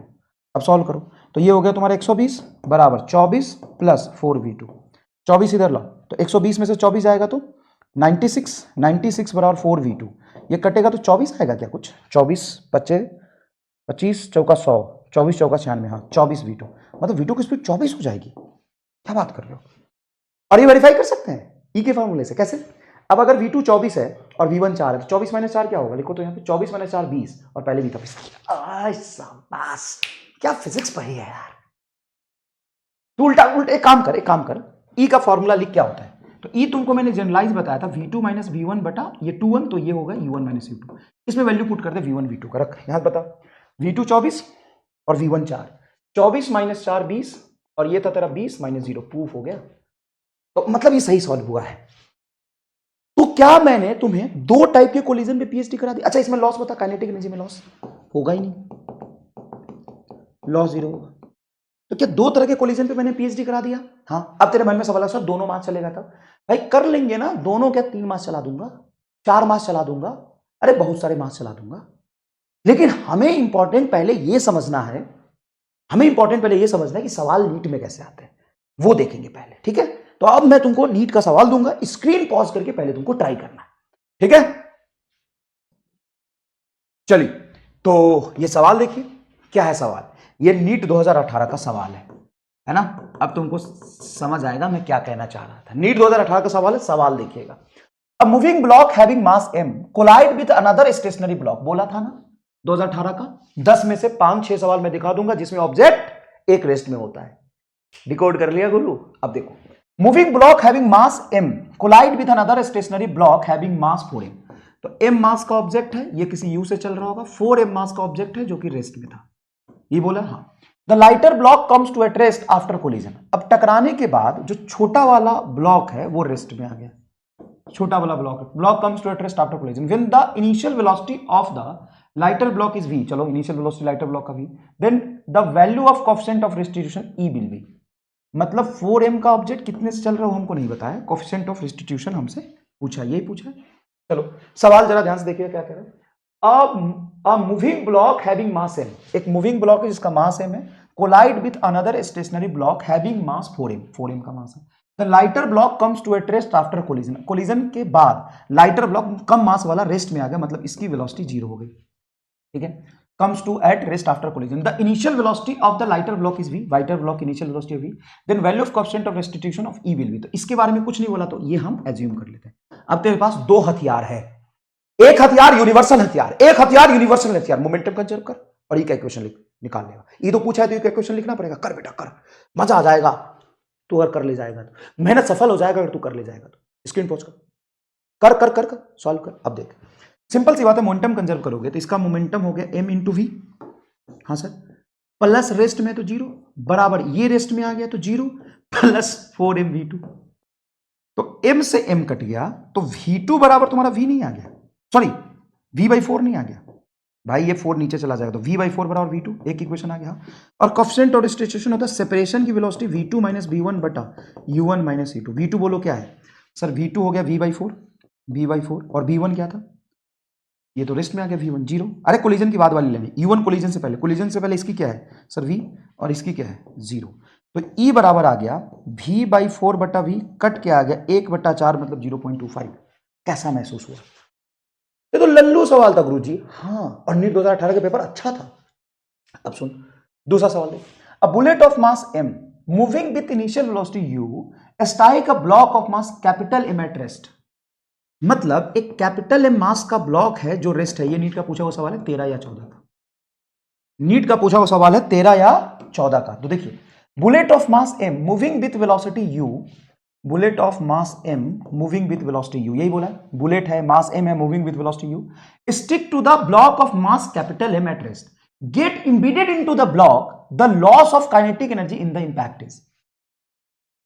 ये 0 और ये u से चला, तो लॉस इन काइनेटिक एनर्जी का फॉर्मूला, एक मिनट, एक चीज और, loss in kinetic energy formula तो तभी कर पाएंगे ना कि कोलिजन कैसा है देखेंगे। जल्दीबाजी नहीं बेटा, कोलिजन कैसा है, तो पिछले में कोलिजन देखा था कैसा, वो तो निकालना था कैसा कोलिजन है, ये तो डिसाइड करता है कोलिजन कैसा, वो तो निकालना था। अच्छा चलो, अच्छा देखो बताओ कोलिजन कैसा है, चलो ये बताओ पहले कोलिजन कैसा है, ये तुम देखना सीख लिए तो गर्दा उड़ा दोगे। कोलिजन कैसा है sir? Embedded in the it का मतलब उसमें घुस के धस गया। अच्छा, इम्बेडेड इनटू इट मतलब उसमें चिपक गया जाके, हाँ, तो परफेक्टली इलास्टिक। और परफेक्टली इलास्टिक में लॉस मैक्सिमम होता है, वो होता है half small m capital M बटा small m plus capital into u का होल स्क्वायर। ये आएगा आंसर। सर जी तो आप तो गजब हो मास्टर। यस, दूसरा समझ में आया। अब तीसरा देखो, तीसरा देखो क्या है, object of mass 80 kg moving with velocity 2 metre per second hit by the colliding with another object of mass 20 kg moving with velocity 4 metre per second. अच्छा, दोनों चल रहे हैं। Then find loss of energy assuming perfectly elastic. अब देखो perfectly elastic, यही तो सवाल अभी तुमको कराया है। क्या कराया भाई? अभी तो यही सवाल था। लॉस इन काइनेटिक एनर्जी हो जाएगा परफेक्टली इलास्टिक में, हाँ, पहला मास बोलो 80, दूसरा मास बोलो कोलाइडिंग में था 20 बटा 80 plus 20 100 into moving with velocity 2 metre per second hit by the colliding object moving with velocity 4 metre per second. किधर कौन चल रहा है? Object of mass 80 kg moving with velocity इतना, हिट बाय कोलाइडिंग बॉडी। अच्छा, ये 2 से चल रहा है, hit by colliding with another body, मतलब ये हिट हुआ है इससे, और डायरेक्शन नहीं दिया है तो दोनों को सेम डायरेक्शन में मानेंगे, 4 - 2 का होल स्क्वायर, आंसर आ जाएगा। चलो नेक्स्ट देखो, a ball moving with velocity 2 metre per second. एक बॉल है 2 मीटर पर सेकंड से चल रहा है, 2 मीटर पर सेकंड चल रहा है, collide head on with another stationary ball. देखो नीट का तीसरा क्वेश्चन कंसेक्यूटिवली नीट 2010 का सवाल है जिसमें दूसरा ऑब्जेक्ट रेस्ट पर है, ठीक है।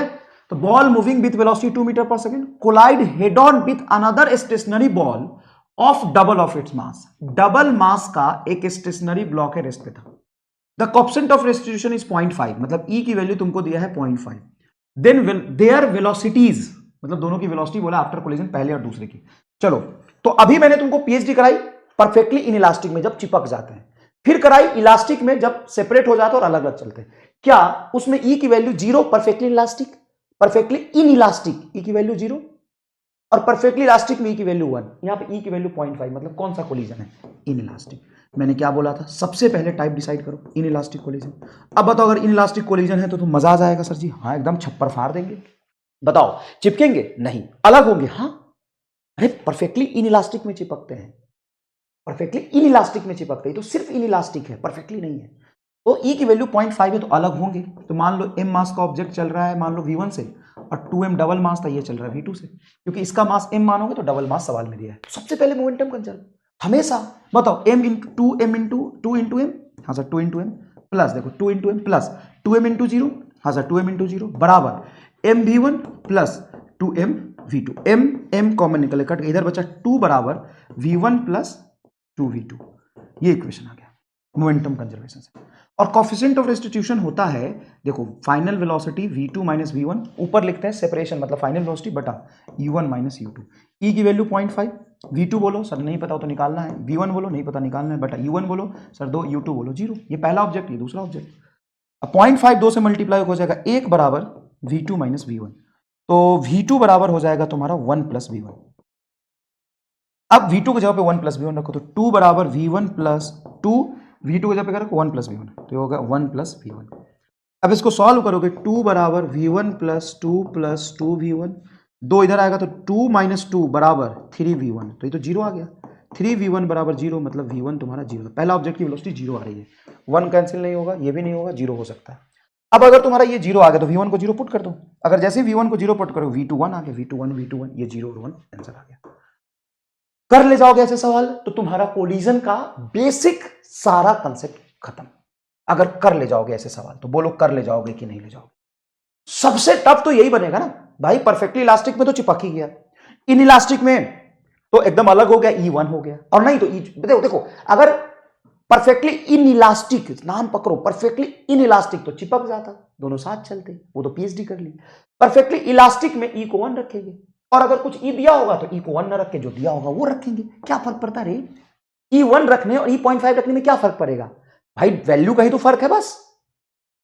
तो कोलिजन तो आसान लग रहा है, बिल्कुल लगेगा। कभी कभी कोई चीज टफ लगे तो भरोसा और मेहनत करो, देखो कितना आसान हो गया आज। चलो नेक्स्ट देखो। अब बुलेट ऑफ वेट 10 ग्राम है, एक बुलेट है मात्र 10 ग्राम का, 10 ग्राम मात्र इसका मास है। Moving with velocity 300 metre per second, बहुत तेज चल रहा है रे, 300 metre per second. Stick with a 5 kg block of ice and drop dead, drop dead मतलब चिपक गया। The ice block is kept on the smooth surface, ice block थोड़ी नहीं चल रहा था, रखा हुआ है। The speed of the block after the collision is, तरीके मैं नहीं करूंगा, क्या करूं यार भाई? ये ब्लॉक है कितने मास का है? 5 kg का है, 5 kg में 10 ग्राम ऐड होगा, क्या ही फर्क पड़ता है? Perfectly elastic collision, drop dead मतलब परफेक्टली इलास्टिक, परफेक्टली इनइलास्टिक मतलब चिपक के दोनों साथ चलेंगे। तो कॉमन वेलोसिटी बताओ। तो इनिशियली ये रुका हुआ था सरफेस पे, स्मूथ सरफेस पे रखा हुआ था, अगर रफ पे रखते तो एक्सटर्नल फोर्स आता था ग्राउंड का, वो नहीं लेना। सर यहाँ में mg भी तो लग रहा होगा, तो कोलिजन हॉरिजॉन्टल हो रहा है, mg वर्टिकल लगता है, और mg वैसे भी नॉन इंपल्सिव फोर्स है, mg का इफेक्ट थोड़ी देर बाद पड़ता है, तुरंत थोड़ी ना पड़ेगा। अच्छा तो मोमेंटम कंजर्व करो, मास इंटू वेलोसिटी बोलो, 10/1000 लिखोगे मास केजी में, इंटू वेलोसिटी 300 प्लस ये 0 बराबर 5 इंटू वी, 5 में 10 ग्राम जोड़ने से कोई फर्क नहीं पड़ेगा। तो ये हो गया तुम्हारा 1 0 से 1 0, दूसरा 0 से तीसरा 0 3, 3/5 बराबर v, तो v बराबर हो गया 0.6 मीटर पर सेकेंड, 536 0.6, 60 सेंटीमीटर आ जाएगा, देख लेना एक बार। मीटर को हाँ 100 से मल्टीप्लाई करें तो सेंटीमीटर आ जाएगा, तो 60 सेंटीमीटर पर सेकेंड। क्या सवाल था यार। नेक्स्ट देखो, body of mass 10 kg moving with speed इतना, collide with another stationary body of 5 kg, as a result the two block stick together, then kinetic energy of the composite mass will be. अब यहाँ पे loss नहीं पूछा है, क्या पूछा है सुनना। Body of mass 10 kg moving with speed 3 metre per second, collide with another stationary body of mass 5 kg, देखो स्टेशनरी मैं नहीं लाया सेलेक्ट करके, नीट में पूछा हुआ सवाल स्टेशनरी का है बहुत सारा, ठीक है, स्टेशनरी था, हाँ तो मोमेंटम कंजर्व करो, 10 into 10 KG 3 metre per second plus दूसरा स्टेशनरी है 5 केजी का रेस्ट में, अब स्टिक गया, चिपक गया, तो 10 केजी और 5 केजी तो 15 केजी, 15 इंटू वी। मैं वो फाइनल फॉर्मूला जो ड्राइव किया था वी सेंटर ऑफ मास की वेलोसिटी के कंसेप्ट वो भी यूज नहीं करा, मोमेंटम कंजर्व, 10 के 30, 30 बराबर 15 वी, तो 2 मीटर पर सेकंड आ गया। अब काइनेटिक एनर्जी सिस्टम की पूछी, तो सिस्टम की काइनेटिक एनर्जी हाफ, सिस्टम का टोटल मास आफ्टर कोलिजन क्या हो जाएगा 15 इंटू स्पीड 2 का होल स्क्वायर, वी स्पीड तो 2 ही है, तो 2 और 2 का होल स्क्वायर 4 कटेगा 2, 15 दूना 30 जूल इज आंसर। सिस्टम की एनर्जी पूछे, लॉस नहीं पूछा। मैं ये सवाल क्यों दिया तुमको पता है, कई बार तुम सीधा kinetic energy of composite system पूछा है तुम लॉस निकाल दोगे, तो लॉस नहीं निकालना है, ठीक है, लॉस नहीं निकालना। अब देखो मे 2011 का परफेक्टली इलास्टिक पे बढ़िया सवाल है, हालांकि 2D कोलिजन में करते हैं लेकिन हमारे पास इतना समय नहीं है, 2D कोलिजन पढ़ाऊंगा, लेकिन ये सवाल अभी करो, PYQ है, पूछने आने की क्वालिटी बहुत है, सीधा सीधा सवाल ये नीट 2026 में आ सकता है। तुमको सिस्टम की इनिशियल बनाओ, सिस्टम की फाइनल मोमेंटम करनी है और कुछ नहीं करना है। अगर एक्स में तो एक्स में करो, वाई में तो वाई में करो, नहीं तो एक्स वाई प्लेन में करो। तो mass m moving horizontally along X axis with velocity v, एक मास है हॉरिजॉन्टली चल रहा है v वेलोसिटी मतलब vi क्या, another and stick to the mass of 3m moving vertically upward, एक 3m ऑब्जेक्ट का मास था वो ऊपर के चल रहा है uj से, moving with vertically upward along y axis with velocity 2v, अच्छा 2v से चल रहा है, ठीक है 2v चल रहा है, देखो ना 2v चल रहा है, then final velocity of the combination is, final velocity of the combination मतलब चिपक गया, हाँ देखो यहां लिखा है स्टिक, चिपक गया, मतलब ये ऐसे आ रहा है, ये ऐसे आ रहा है, यहां पे दोनों चिपक गया तो m और 3m चिपकेगा तो मास तो 4m होगा, और मान लो किसी भी वेलोसिटी जा रहा है, मोमेंटम कंसीडर करो, बताओ इनिशियल मोमेंटम बताओ सिस्टम की, sir m into you I cap plus ये कितना है 3m into you J cap. याद करो मैं कैसे मोमेंटम सिस्टम का लिखना सिखा रहा था तुम्हें, बेसिक कैसे पढ़ा रहा था, हाँ सर बताओ, total mass 4m into velocity vector v, पहले तो m कटेगा, 4 को नीचे ले जाओ तो u बटा 4 आई कैप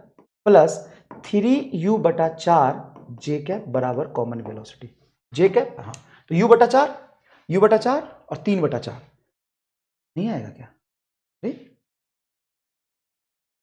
एक मिनट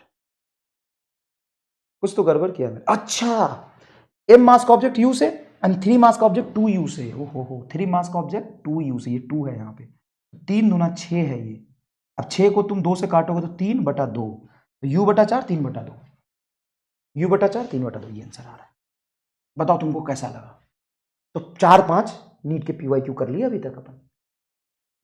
अब ये सवाल है मान लो दोनों चल रहा होता तो ये एडवांस लेवल का सवाल हो गया, नीट में ऐसा सवाल आज तक नहीं आया है मैं आपको बता दूं, लेकिन कर लेंगे अपन, क्या कर लेंगे, 6 केजी का ऑब्जेक्ट 20 से चल रहा है, 4 केजी का ऑब्जेक्ट 10 से चल रहा है, पहला पार्ट है E0 है तो दोनों की फाइनल वेलोसिटी निकालो, देख भाई E0 है मतलब चिपक जाएगा, मतलब 6 केजी का ऑब्जेक्ट 20 से चल रहा है प्लस 4 केजी का ऑब्जेक्ट 10 से चल रहा है, इनिशियल मोमेंटम फाइनली 6 और 4 10 केजी का ऑब्जेक्ट चिपक गया तो v से चलेगा, 0 से 0 कॉमन निकल के काटोगे, 6 दूना 12 और प्लस 4 बराबर v, तो v बराबर 12 4 16 मीटर पर सेकंड, ये तुम्हारा स्पीड होगा, दोनों का सेम हो गया खत्म।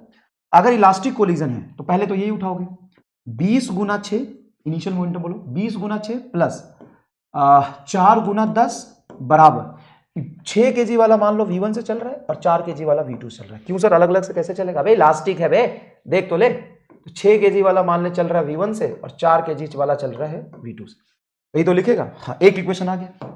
अब दूसरा इक्वेशन कौन सा, मोमेंटम कंजर्वेशन लगाओ, तो सॉरी मोमेंटम कंजर्वेशन होगा ई की वैल्यू तुम्हारी है 1 बराबर V2 बोलो, V2 माइनस V1 दोनों अननोन है, बटा ये बोलो कितना 20 माइनस 10, 20 में से 10 जाएगा बताओ कितना बनेगा, सर 20 में से 10 जाएगा 10, 10 यहां आ गया, तो 10 बराबर V2 माइनस V1, तो V2 क्या लिख सकते हो सर 10 प्लस V1, और इसको पहले इक्वेशन में पुट कर दो, तो चलो यहां पे देखो 6 दूना 12 मतलब 120 और ये 40, 120 प्लस 40 बराबर 6V1 प्लस V2 की वैल्यू क्या है 10 प्लस V1, V2 की वैल्यू रखो 4, 10 प्लस V1 ये रख दो, तो ये हो जाएगा तुम्हारा 160 बराबर 6V1 plus 40 plus 4V1, 6V1 plus 4V1 10V1, 40 इधर जाएगा तो 160 में से 40 जाएगा तो 120 बचेगा क्या, और 6 4 10 आप V1 आ गया, तो 0 से 0 कटेगा, V1 12 मीटर पर सेकंड आ रहा है, V2 कितना हो जाएगा, V2 तो ये है 10 प्लस V1, 10 प्लस V1 तो 10 और V1 की वैल्यू 12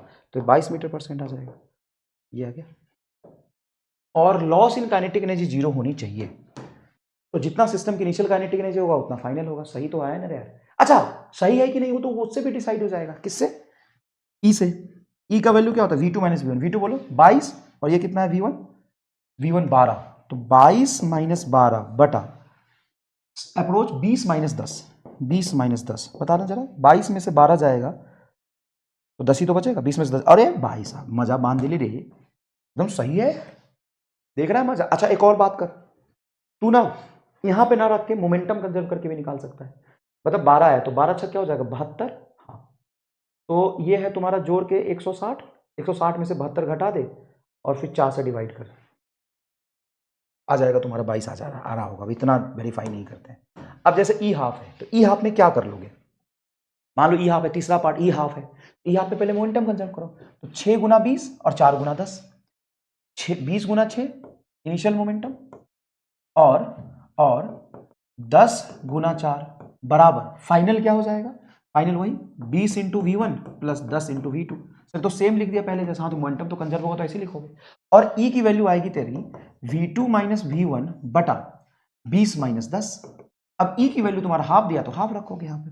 अब है तुम्हारा V2 माइनस V1 बटा 20 में से 10 जाएगा, 10 बराबर 1 बटा 2, ये कट के आ गया 5, तो V2 माइनस V1 बराबर 5, तो V2 बराबर हो गया 5 प्लस V1। पहले जब तुम लिख रहे थे V2 बराबर क्या लिख रहे थे? Sir 10 plus V1। अब क्या लिखोगे? Sir 5 plus V1। अब वैल्यू पुट कर दो यहाँ पे, वैल्यू पुट करोगे तो हो जाएगा 160। देखो 20 छक्का 20 से और 40 तो 160 बराबर 20 V1 प्लस 10 V2 की वैल्यू कितनी है? 5 प्लस V1, तो ये हो जाएगा तुम्हारा 160 बराबर 20 V1 प्लस 50, 10 पचे 50 प्लस 5 V1। 5 और 5 20 और 5 25 V1 बराबर 50 इधर जाएगा 110, तो V1 बराबर आ जाएगा 110 बटा 25। ऐसा कुछ आ रहा हो, कैलकुलेशन देख लेना, गड़बड़ हो तो ठीक कर लेना बेटा। कैलकुलेशन में मत बताना कि सर ये गड़बड़ हो गया, 5 की जगह पे 2 आ गए, वो तो तुम्हारा पार्ट है ना यार, कर लोगे तुम आराम से, कोई इसमें बड़ी बात थोड़ी ना है। बोलो इसमें कोई बड़ी बात है क्या? नहीं। अब है elastic collision between two object of same mass. Elastic collision of two object between same mass. Elastic collision के अब टाइप पढ़ेंगे, तो देखो मैंने तुम्हें परफेक्टली इलास्टिक पहले पढ़ाया, हाँ सर, फिर मैंने तुम्हें क्या पढ़ाया? फिर मैंने तुम्हें इलास्टिक पढ़ाया, perfectly elastic, perfectly in elastic, फिर इलास्टिक, परफेक्टली इन इलास्टिक चिपकने वाला, परफेक्टली इन इलास्टिक, फिर पढ़ाया परफेक्टली इलास्टिक नहीं चिपकने वाला, पूरा सेपरेट होने वाला, परफेक्टली इन इलास्टिक पूरा चिपकने वाला, परफेक्टली इलास्टिक, जब परफेक्टली लगाओ तो एक्सट्रीम केस होगा, परफेक्टली इलास्टिक चिपकने वाला, और सिर्फ इलास्टिक लिखो या परफेक्टली इलास्टिक लिखो एक ही बात है। और फिर मैंने बीच में पढ़ाया तुमसे तुम्हें इन इलास्टिक। इन इलास्टिक का क्या मतलब होता है? इन इलास्टिक का क्या मतलब होता है? इन इलास्टिक का मतलब होता है ई की वैल्यू कुछ दिया हुआ रहेगा, तो कोलिजन का टाइप डिसाइड करो, सवाल सॉल्व करो। अब देखो मान लो कि ये कह रहा है इलास्टिक कोलिजन है, अच्छा इलास्टिक है, इलास्टिक, इन इलास्टिक नहीं, परफेक्टली इन इलास्टिक नहीं, इलास्टिक है, मतलब E1 वाला, ठीक है। Two object of same mass, इनकी मासेस सेम है, तो सबसे पहले अगर इनका मास सेम है तो एक बात बताओ, इसका इनिशियल मोमेंटम क्या होगा? इसका मास m, इसका भी मास m, इस कोलिजन के बाद दोनों A एंड B है। देखो दो ऑब्जेक्ट है m मास का और m मास का, ये U1 चल रहा है U2 चल रहा है, इसका मोमेंटम कंजर्व करो, m into U1 plus m into U2 बराबर m into V1 plus m into V2। ये लिखोगे क्या? हाँ सर लिखेंगे। अब बताओ ये इससे कट गया, हाँ सर कट गया, तो सिंपल आया इनके वेलोसिटी का सम बराबर V1 प्लस V2 आया क्या? हाँ सर आया, कोई दिक्कत नहीं है, ये तो हमको दिख रहा है। अब इनका E का वैल्यू क्या होता है सर? 1 इज इक्वल टू क्या तुम लिखोगे? V2 माइनस V1 बटा U1 माइनस U2। हाँ सर लिखेंगे, इसको यहां ले जाओगे तो U1 माइनस U2 की वैल्यू आ जाएगी V2 माइनस V1। अब यहां से तुम एक काम करो, V1 को इधर ले जाओ, तो V2 बराबर हो जाएगा U1 माइनस U2 बराबर सॉरी प्लस V1। हमने क्या किया, V2 को रहने दिया, V1 को इधर ले गया, तो ये टर्म बना V2 का। अब V2 को इसमें पुट करो, तो U1 vector plus U2 vector बराबर V1 एज इट इज रहेगा। हम किसकी वैल्यू पुट कर रहे हैं? V2 की, फ्रॉम इक्वेशन 2, ये है 2। V2 की वैल्यू क्या है यहाँ पे रखो आराम से, तो प्लस V2 रखना है, और V2 की वैल्यू ये निकल U1 minus U2 plus V1, U1 minus U2 plus V1। अब सुनो ध्यान से, V1 क्या बनेगा सर? 2V1, तो 2V1 है ना, तो इन दोनों को उधर ले जाओ, ये दोनों उधर जाएगा, तो इधर था तुम्हारा U1 plus U2, plus U1 आएगा तो माइनस U1, और माइनस U2 आ जाएगा तो प्लस U2, देखो ना, माइनस u2 है, उधर जाएगा प्लस u2, तो u1 c1 कट गया, u2 एंड u2 क्या बनेगा सर, 2u2 बराबर इधर क्या है 2v1, 2 से 2 कट गया, तो v1 बराबर क्या बना है u2। ये क्या बता रहा है, v1 क्या है बताओ, तो v1 है a का मतलब पहले ऑब्जेक्ट की final velocity, final velocity of first object, final velocity of first object. और ये u2 क्या है सर, u2 है initial velocity of second object, ये b होगा, सॉरी बेटा गलत लिख दिया, b है, a है, ये b है, ठीक, ए बी ए बी। तो ये क्या है final velocity of first object, क्या है final velocity of first object. तो ये फर्स्ट ऑब्जेक्ट की तुम्हारी क्या है फाइनल वेलोसिटी, क्या है फर्स्ट ऑब्जेक्ट की फाइनल वेलोसिटी। अब फर्स्ट ऑब्जेक्ट की फाइनल वेलोसिटी क्या सेकंड ऑब्जेक्ट की इनिशियल वेलोसिटी के बराबर है, initial velocity of second object, initial velocity of second object, हाँ सर ये सेकंड ऑब्जेक्ट के इनिशियल वेलोसिटी के बराबर है। इसका मतलब क्या हुआ, इसका मतलब ये हुआ कि जब भी इलास्टिक कोलिजन दो मास का हो, तो ये मैंने डेरिवेशन किया, तुम मत लिखो इसको, तुम बस ये लिखो कि देख भाई मोमेंटम कंजर्वेशन किया, पहले बता mu1 mu2 mv1 mv2, तो इनिशियल मोमेंटम बराबर फाइनल मोमेंटम, सिस्टम की मैंने मोमेंटम कंजर्व करी, उसके बाद इक्वेशन बना, फिर मैंने ई की वैल्यू 1 रख के यहाँ से इक्वेशन लिया, पुट किया, हमरो ये दिख गया हमको बड़े शानदार तरीके से कि फर्स्ट ऑब्जेक्ट की जो फाइनल वेलोसिटी है, फर्स्ट ऑब्जेक्ट की जो फाइनल वेलोसिटी है वो सेकेंड ऑब्जेक्ट के इनिशियल वेलोसिटी के बराबर आ रहा है। और इसी को उल्ट यहां पे पुट कर दोगे तो तुम्हें ये दिखाई देगा कि सेकेंड ऑब्जेक्ट की फाइनल वेलोसिटी फर्स्ट ऑब्जेक्ट की इनिशियल वेलोसिटी के बराबर, मतलब पहले का जो वेलोसिटी है वो दूसरे को मिल गया, v2 तुम्हारा हो जाएगा u1 के बराबर, और दूसरे की जो वेलोसिटी है वो पहले को मिल गया, ये होगा u2 के बराबर, यही प्रूफ किया। और ये कब होता है, हमेशा होता है क्या, नहीं हमेशा नहीं होता, ये तभी होता है जब इलास्टिक कोलिजन हो, इन इलास्टिक में भी सेम मास होने से नहीं होगा, इलास्टिक कोलिजन हो और सेम मास हो, अगर सेम मास नहीं है तो इलास्टिक कोलिजन में भी नहीं होगा, अगर सेम मास है लेकिन इलास्टिक कोलिजन है तो नहीं होगा, दोनों कंडीशन होना चाहिए, तो वेलोसिटी क्या हो जाता है एक्सचेंज। तो लिखो यहां पे चुपके से लिख लेना, ये डेरिवेशन मत लिखना, ये लाइन लिख के लिख लेना, in this case velocity will exchange, velocity will exchange, ये वेलोसिटी एक्सचेंज करेगा, स्पीड नहीं, पूरा वेलोसिटी वेक्टर एक्सचेंज करेगा। अब चलो यहां पर देखते हैं, जैसे इलास्टिक कोलिजन ऑफ सेम मास है, इसमें पहले लिख दिया elastic collision of same mass, elastic collision of same मास, ये लिख दिया मैंने, इलास्टिक कोलिजन ऑफ सेम मास लिख दिया। अगर ये इलास्टिक कोलिजन सेम मास का है तो चलो फटाफट बताओ ए की वेलोसिटी कितनी हो जाएगी, बी की वेलोसिटी कितनी हो जाएगी, पता है ए की वेलोसिटी कितनी होगी 3 मीटर पर सेकेंड, और बी की वेलोसिटी कितनी होगी 5 मीटर पर सेकेंड, और दोनों आगे की तरफ होगा, क्यों, क्योंकि जो ए की वेलोसिटी है वो बी के बराबर, और जो बी के है वो ए के बराबर, खत्म। चलो ये खुद करो, ये बाकी के 3 खुद करो, चलो स्क्रीन पॉज करके खुद करो, मजा आएगा। मैं लेक्चर का ड्यूरेशन थोड़ा कम ही रखूंगा, और नेता मत बनना कि कम क्यों रखा, तुमको भी पता है कि कितना कंटेंट पढ़ाया जा रहा है, ठीक है बताओ। तो सर देखो ए की जो वेलोसिटी है वो कम मैं रख नहीं पाऊंगा वैसे 3 मीटर पर सेकेंड, और बी की वेलोसिटी है 4 मीटर पर सेकेंड, बोलो मजा आया कि नहीं। तो वेलोसिटी एक्सचेंज कर दिया आपने, हाँ वेलोसिटी एक्सचेंज कर दिया, एक जस्ट 3 मीटर पर सेकेंड पीछे चला जाएगा और बी ए के बराबर 4 मीटर पर सेकेंड आगे जाएगा, ये बताओ। तो ये हो जाएगा सर बी की हो जाएगा आगे 5, ये आगे 5, और ए की हो जाएगा पीछे 6, बताओ ये निकाला तुमने, बिल्कुल गलत है ये। फिर क्यों, इलास्टिक नहीं, इलास्टिक है, सेम मास नहीं, सेम मास है, सबका सेम मास दिया, अलग मास ही नहीं है, पूरा टॉपिक में सेम मास है, फिर क्या है गलत, यहाँ कोलिजन ही नहीं होगा। चुपके से तुमको मैंने इस काम में फंसा दिया, क्यों, क्योंकि दुर्घटना घटेगी अगर ध्यान से हटी तो, सावधानी हटी दुर्घटना तुरंत घटेगी, ये हमारा स्कैम है सर, ये हमारा स्कैम क्यों है, इसलिए है कि ए चल रहा है 5 से और ये चल रहा है 6 से, कोलिजन ही नहीं होगा, तेज चल रहा है, ये 3 से पीछे जा रहा है, ये 4 से पीछे जा रहा है, तो टक्कर तो मारेगा, बिल्कुल मारेगा। तो ए वाला चला जाएगा 4 से और बी वाला चला जाएगा 3 से, लो भाई हो गया। हाँ सर, अब ये सवाल एक बीच में रहेगा गलती से, देखो ऐसे सवाल बहुत पूछे जाते हैं कि एक देखो all have same mass and elastic collision, तो कोलिजन के बाद सबकी स्पीड बताओ क्या होगी। तो सबसे पहले देखो ये रेस्ट में है, हाँ अब सिंपल प्लेस्ड है, चिपका हुआ नहीं है, चिपका हुआ नहीं, तो ए का मास एम है, इसका भी मास एम है।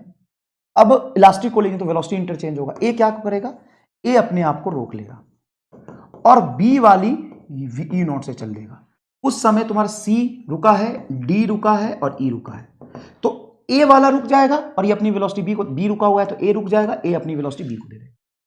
फिर हालांकि टच है, मतलब बहुत दूर नहीं है, टच में ही है, लेकिन जब सी से टकराएगा तो सी रुका हुआ था तो बी रुक जाएगा और सी यू नॉट से चल देगा, और जब सी डी से टकराएगा तो डी चल देगा और सी रुक जाएगा, अच्छा सी डी ई से टकराएगा तो ई चल देगा, डी रुक जाएगा। मतलब ये फोटो ऐसा बनेगा, फोटो ऐसा बनेगा कि ए बी के कोलिजन में ए रुका, बी चला, बी सी के कोलिजन में बी रुका, सी चला, सी डी के कोलिजन में सी रुका, डी चला, डी ई के कोलिजन में डी रुका, ई चला।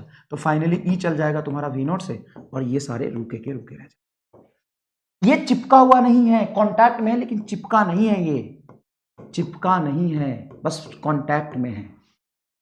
तो इनका एक कोलिजन नहीं होगा, 1 2 3 4 कोलिजन होगा। एक कोलिजन नहीं होगा, इनका 4 कोलिजन होगा। ये देखिए, 2 ivory balls are placed together at a rest. A third identical ball moving with velocity u in line of first ball as shown in figure then collide head on elastically. अब identical बोला ना कहीं कहाँ बोला identical, ठीक है। 2 ivory ball are placed together, a third identical, मतलब तो ये दोनों identical थे, तीसरा identical है। Moving with velocity u in the same line as shown in figure collide head on elastically. Elastically head on same mass. अब देखो क्या होगा, third ball comes to at rest with second ball while first ball move with speed u. भाई साहब first ball कौन है? अच्छा हाँ सही तो है, ये तो सही है, ये थर्ड है, ये सेकंड है, ये फर्स्ट। अच्छा तो third ball comes to at rest, third रुक जाएगा विथ सेकंड बॉल, सेकंड भी विथ रुकेगा, first ball moves with speed u। एकदम सही लग रहा है ये मुझे। Third ball comes to at rest, ठीक है, and other 2 ball move together with speed u by 2। नहीं, ये प्लेस्ड है, रखा है, चिपका नहीं है। All the 3 balls move together, नहीं, ये परफेक्टली इन इलास्टिक कोलिजन में चिपकता ना, ये तो इलास्टिक है, परफेक्टली इलास्टिक में सब चिपक जाता।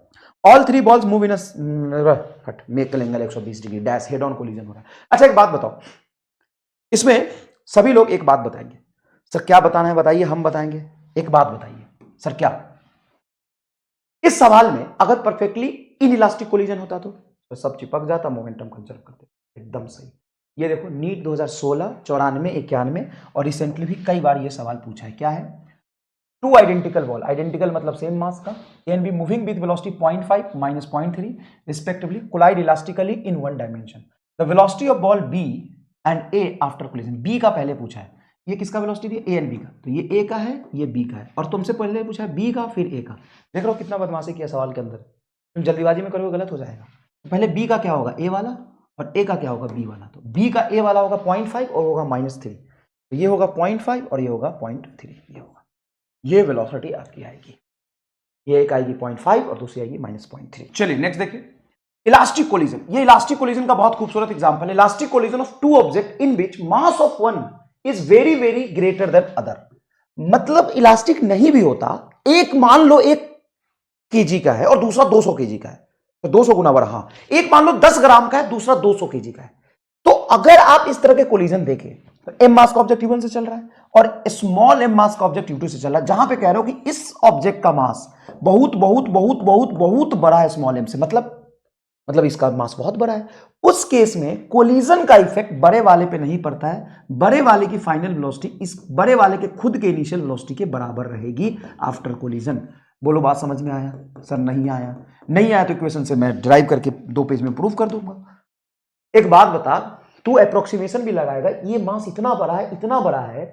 एक मास मान ले ट्रक चल रहा है और ट्रक में एक मक्खी टकरा गई तो क्या होगा? सर ये बात कह रहे हो? हाँ, ट्रक की वेलोसिटी पे कोई फर्क पड़ेगा? मान ले ट्रक चल रहा है तो एक बॉल ले उस पर मार दे। अब भाई साहब तू इलास्टिक कोलिजन कर, इन इलास्टिक कर, परफेक्टली इलास्टिक कर, डैश कर, फलाना कर, ढिमकाना कर, तमकाना कर, फमकाना कर, कुछ कर, बड़े वाले ऑब्जेक्ट पे कोई फर्क नहीं पड़ेगा अगर ये 100 kg का और 1 ग्राम का है तो। अच्छा सर ठीक है। दूसरे वाले की, तो दूसरे वाले की जो वेलोसिटी होगी वो ई से निकल जाएगी। सर ई से कैसे? ई से देखो, मैं कहता हूं ई बराबर वेलोसिटी आफ्टर कोलिजन क्या है sir? v1 v2 minus v1, relative velocity of separation तो v2 माइनस v1 लिखते हैं गुरुजी। हाँ, बटा u1 minus u2, u1 minus u2 ऐसे लिखते हैं। हाँ, अब मैं कह रहा हूं कि इसकी जो फाइनल वेलोसिटी है इसके इनिशियल वेलोसिटी के बराबर रहेगी, तो इक्वेशन पुट करो।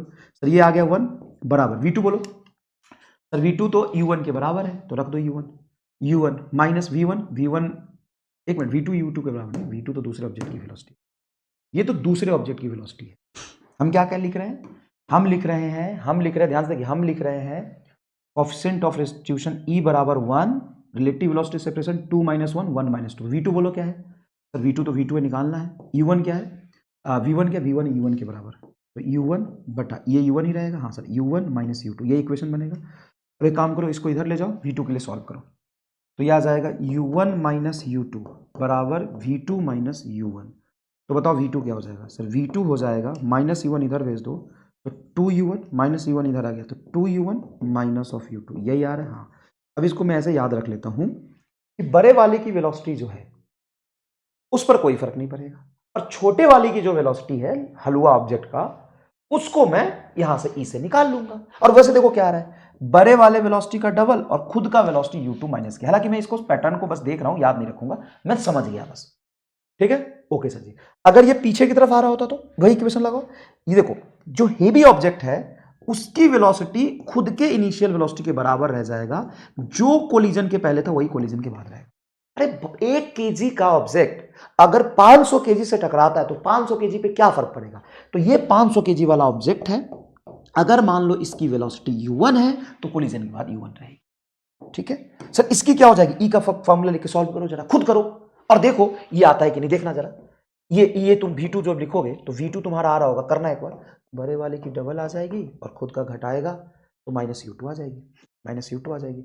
लेकिन अगर ये पीछे है तो वेक्टर साइन के साथ रखोगे तो ये प्लस u2 तुमको दिखाई देगा, और साइन के साथ पुट करोगे पीछे की डायरेक्शन में। सवाल कैसे आएगा, सवाल ये रहा, 2 steel ball A and B of mass 10 KG, एक है बेटा 10 केजी का और दूसरा है 10 ग्राम, 100 ग्राम भी नहीं है रे, 100 ग्राम भी नहीं है, 10 ग्राम, कितना बड़ा डिफरेंस है देख।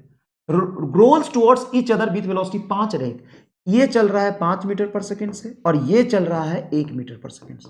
ठीक है गुरुजी। Respectively smooth floor after collision with what speed B moves, B मतलब ये वाला बी और ये ए है तुम्हारा पहले वाला, बी कितने चलेगा। सुन क्या करोगे, कोलिजन के बाद 10 ग्राम के टकराने से 10 केजी पे क्या फर्क पड़ेगा, कुछ भी नहीं सर। 10 केजी वाला हमारा 5 मीटर पर सेकंड चलता रहेगा, और जहां तक बात तो है बी की वेलोसिटी हम निकाल लेंगे। कैसे, कोलिजन इलास्टिक है, हाँ सर इलास्टिक है, तो लिखो फॉर्मूला, E बराबर v2 माइनस v1 बटा u1 माइनस u2। E1 बराबर v2 बोलो सर, v2 इसकी वेलोसिटी हमें निकालनी है, v1 बोलो सर इसकी फाइनल वेलोसिटी सर 5, क्योंकि ये 5 था, बटा u1 बोलो सर, u1 ये रहा, पीछे की तरफ जा रहा है तो -1, सॉरी u1 ये है, u1 अरे पहले ऑब्जेक्ट की वेलोसिटी 5, तो 5 माइनस u2 पीछे है ना, तो ये तुम्हारा -1 आ जाएगा। अब देखो ये -1 तुम्हारा क्या हो जाएगा, -1 और माइनस मिल के प्लस, तो ये हो जाएगा 5 और एक 6 इधर चला जाएगा, तो 6 बराबर v2 माइनस 5, तो v2 बराबर हो जाएगा -5 उधर जाके 6 + 5 is equal to 11 metre per second. 11 metre per second is answer.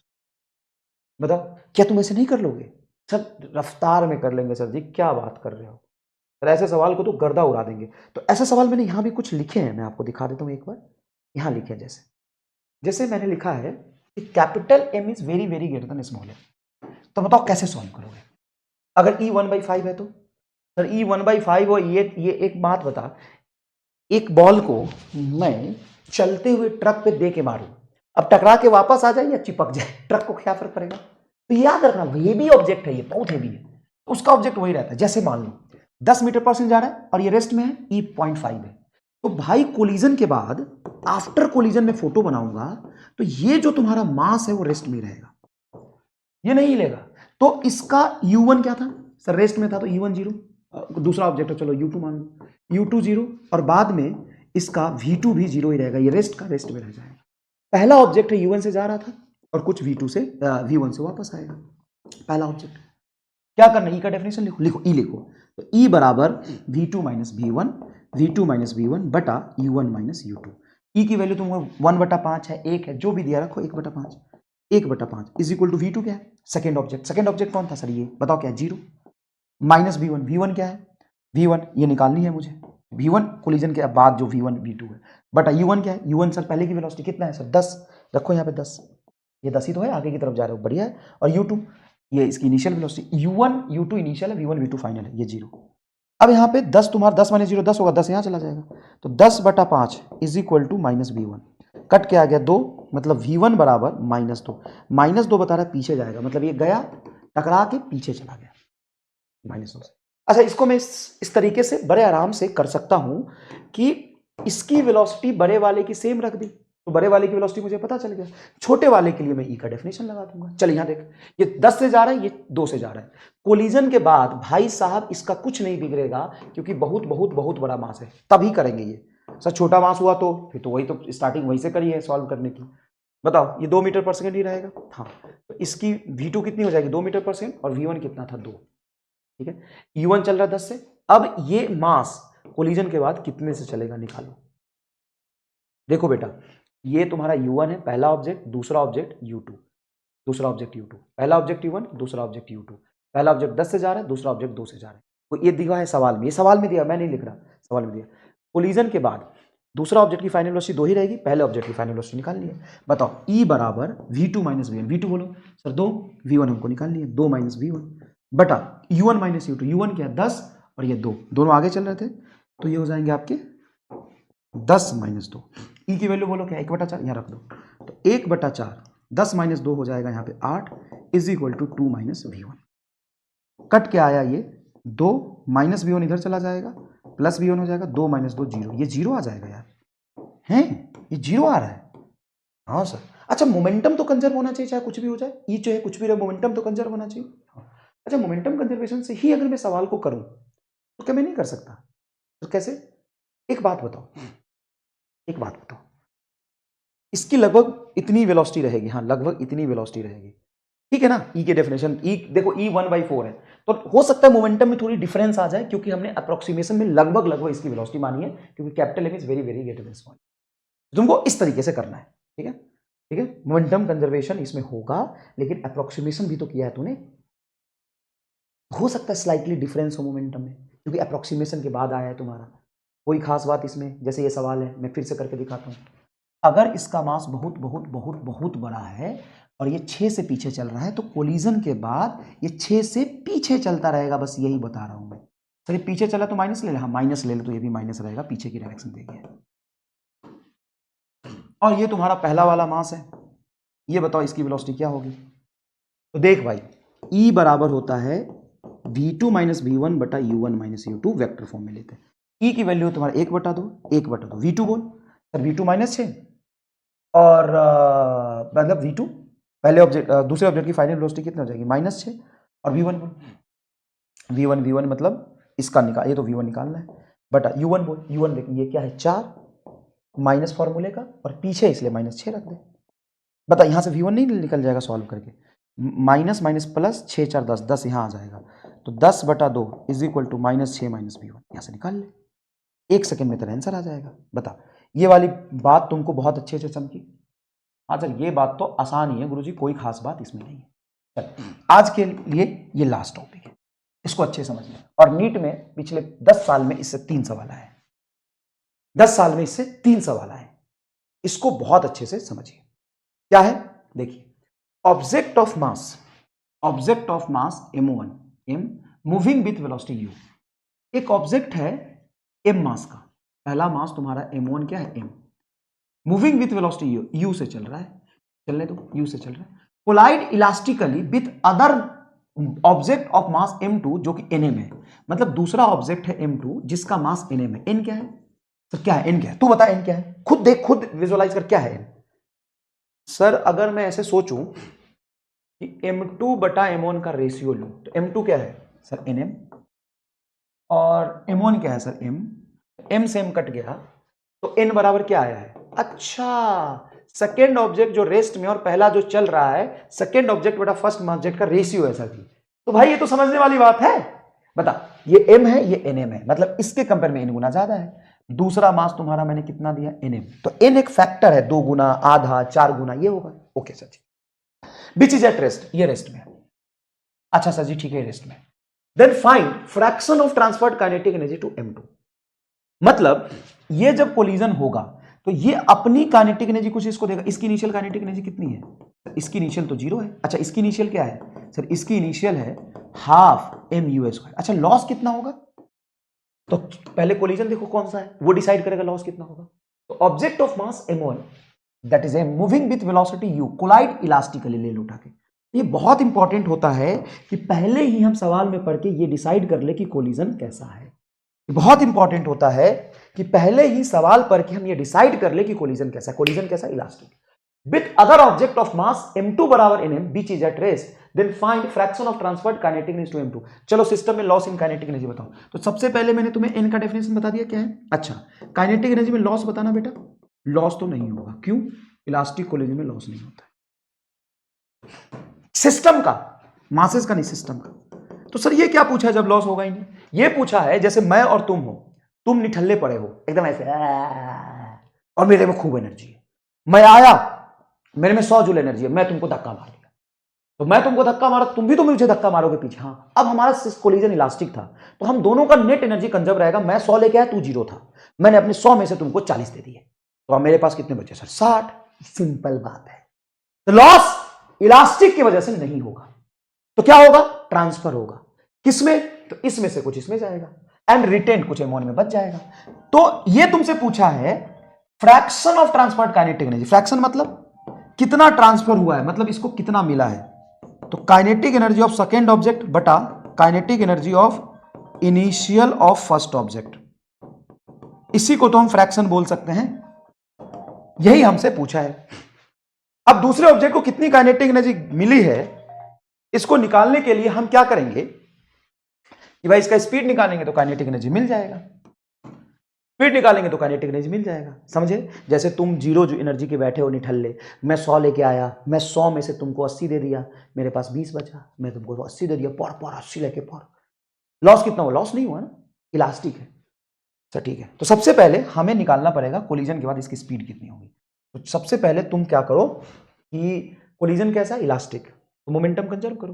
Momentum conserve करोगे तो मान लो कोलिजन के बाद m मास का ऑब्जेक्ट v1 से चल रहा है और nm मास का ऑब्जेक्ट v2 से चल रहा है, तो हमें v1 v2 निकालनी पड़ेगी। तो सॉल्यूशन करते हैं, मोमेंटम कंजर्व करो, तो m into you plus nm into 0 rest में था बराबर m plus m into v1 plus nm into v2। ये इक्वेशन लिखोगे, मोमेंटम कंजर्व कर दो, इनिशियल प्लस फाइनल।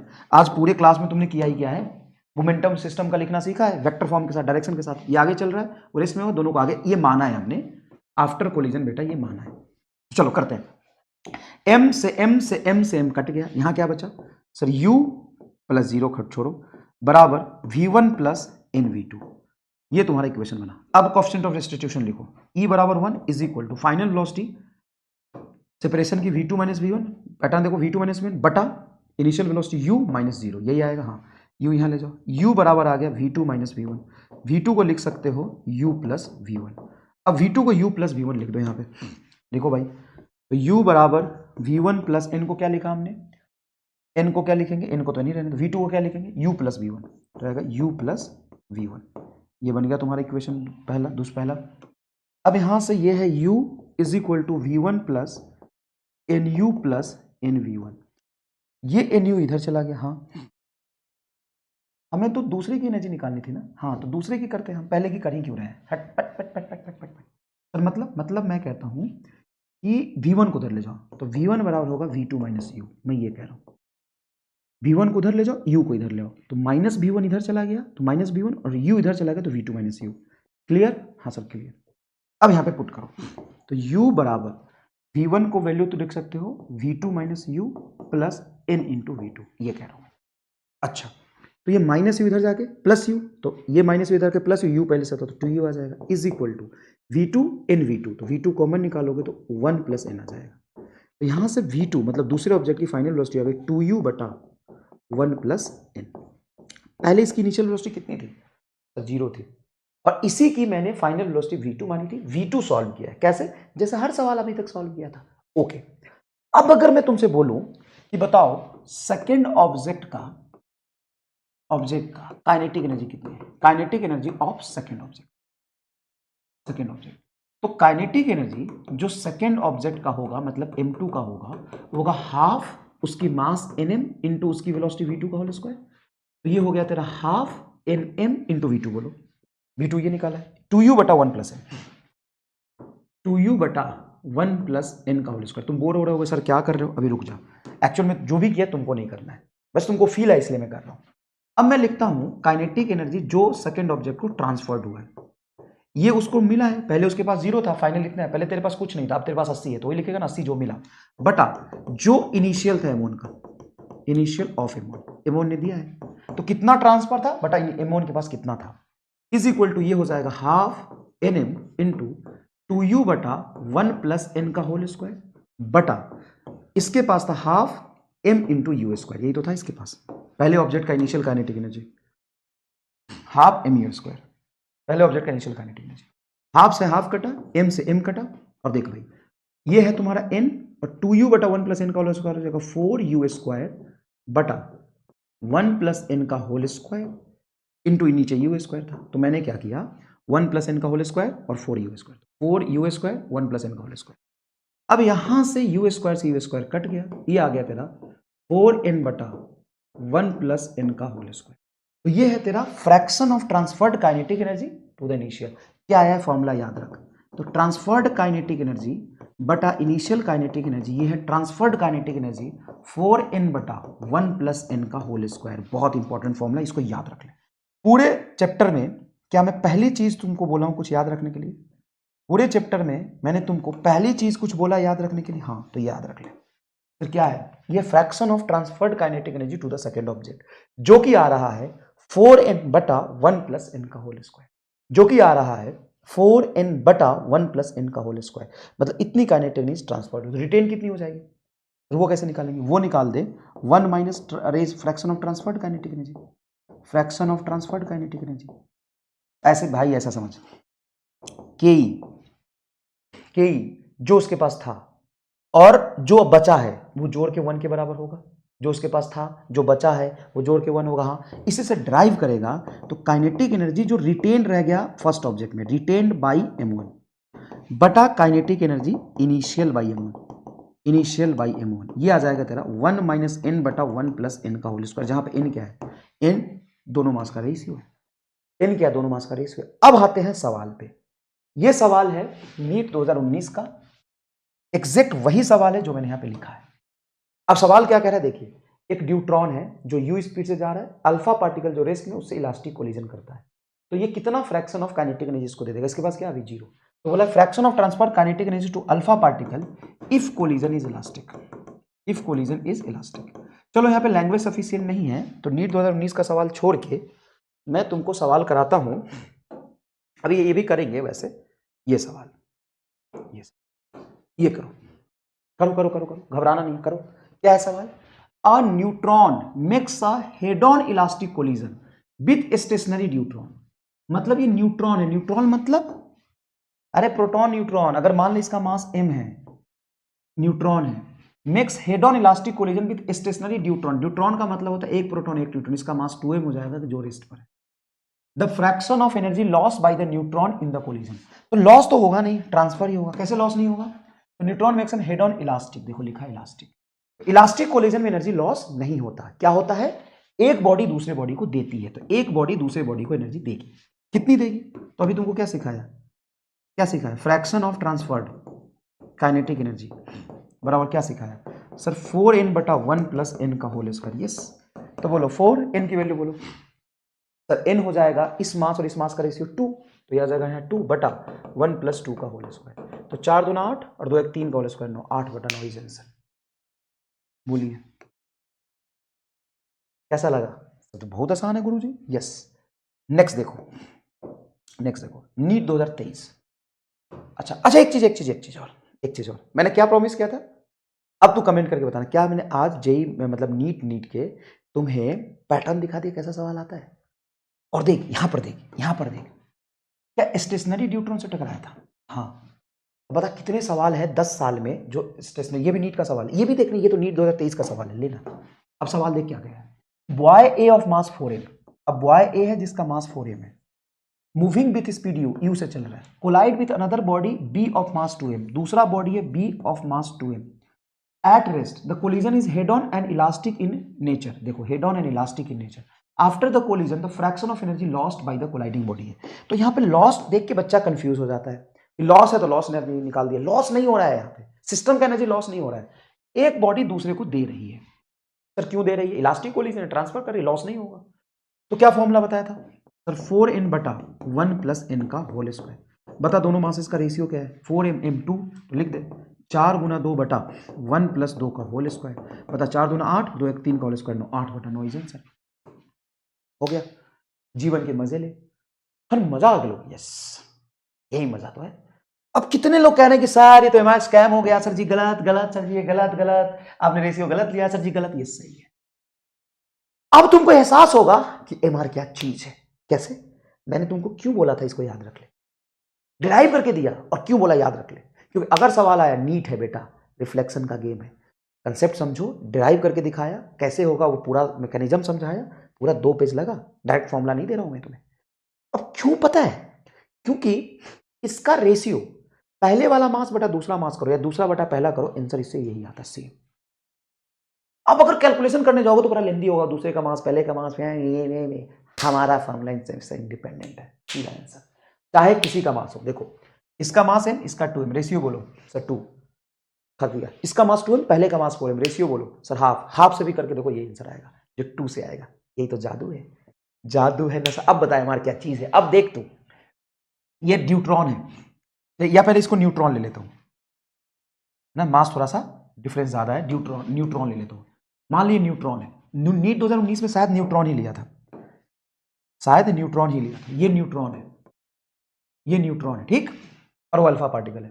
तो न्यूट्रॉन का मास m, तो अल्फा पार्टिकल में था 2 प्रोटॉन 2 न्यूट्रॉन, तो इसका मास होगा 4m। तो रेशियो बोल, m के कंपेयर में 4 गुना, तो 4 इंटू 4 बटा 1 प्लस n, मतलब 4 प्लस 1 का होल स्क्वायर, 4 चुका 16 बटा 25 आंसर। जी ले जिंदगी, सर मजा आ गया। अभी रुक, अभी तो 2023 मणिपुर में भी सवाल है और 2016 का भी ये सवाल है, 16 या 17 का सवाल है ये। क्या? A bullet of mass m hit the block of mass capital M elastically, then transfer of kinetic energy is maximum when. Maximum kinetic energy transfer कब होगी? जब fraction of kinetic energy transfer 1 आ जाए। हाँ, तो देख 4n बटा 1 plus n तुम्हारा fraction of transfer kinetic energy. Maximum transfer कितना हो सकता है? इसका फ्रैक्शन 1 आ जाए, मतलब जो ट्रांसफर है बता इनिशियल कट के 1 आ जाए। हाँ, अब इसे इंप्रूव कर दे तो देख 4n बराबर 1 प्लस n का क्या हो जाएगा? Whole square.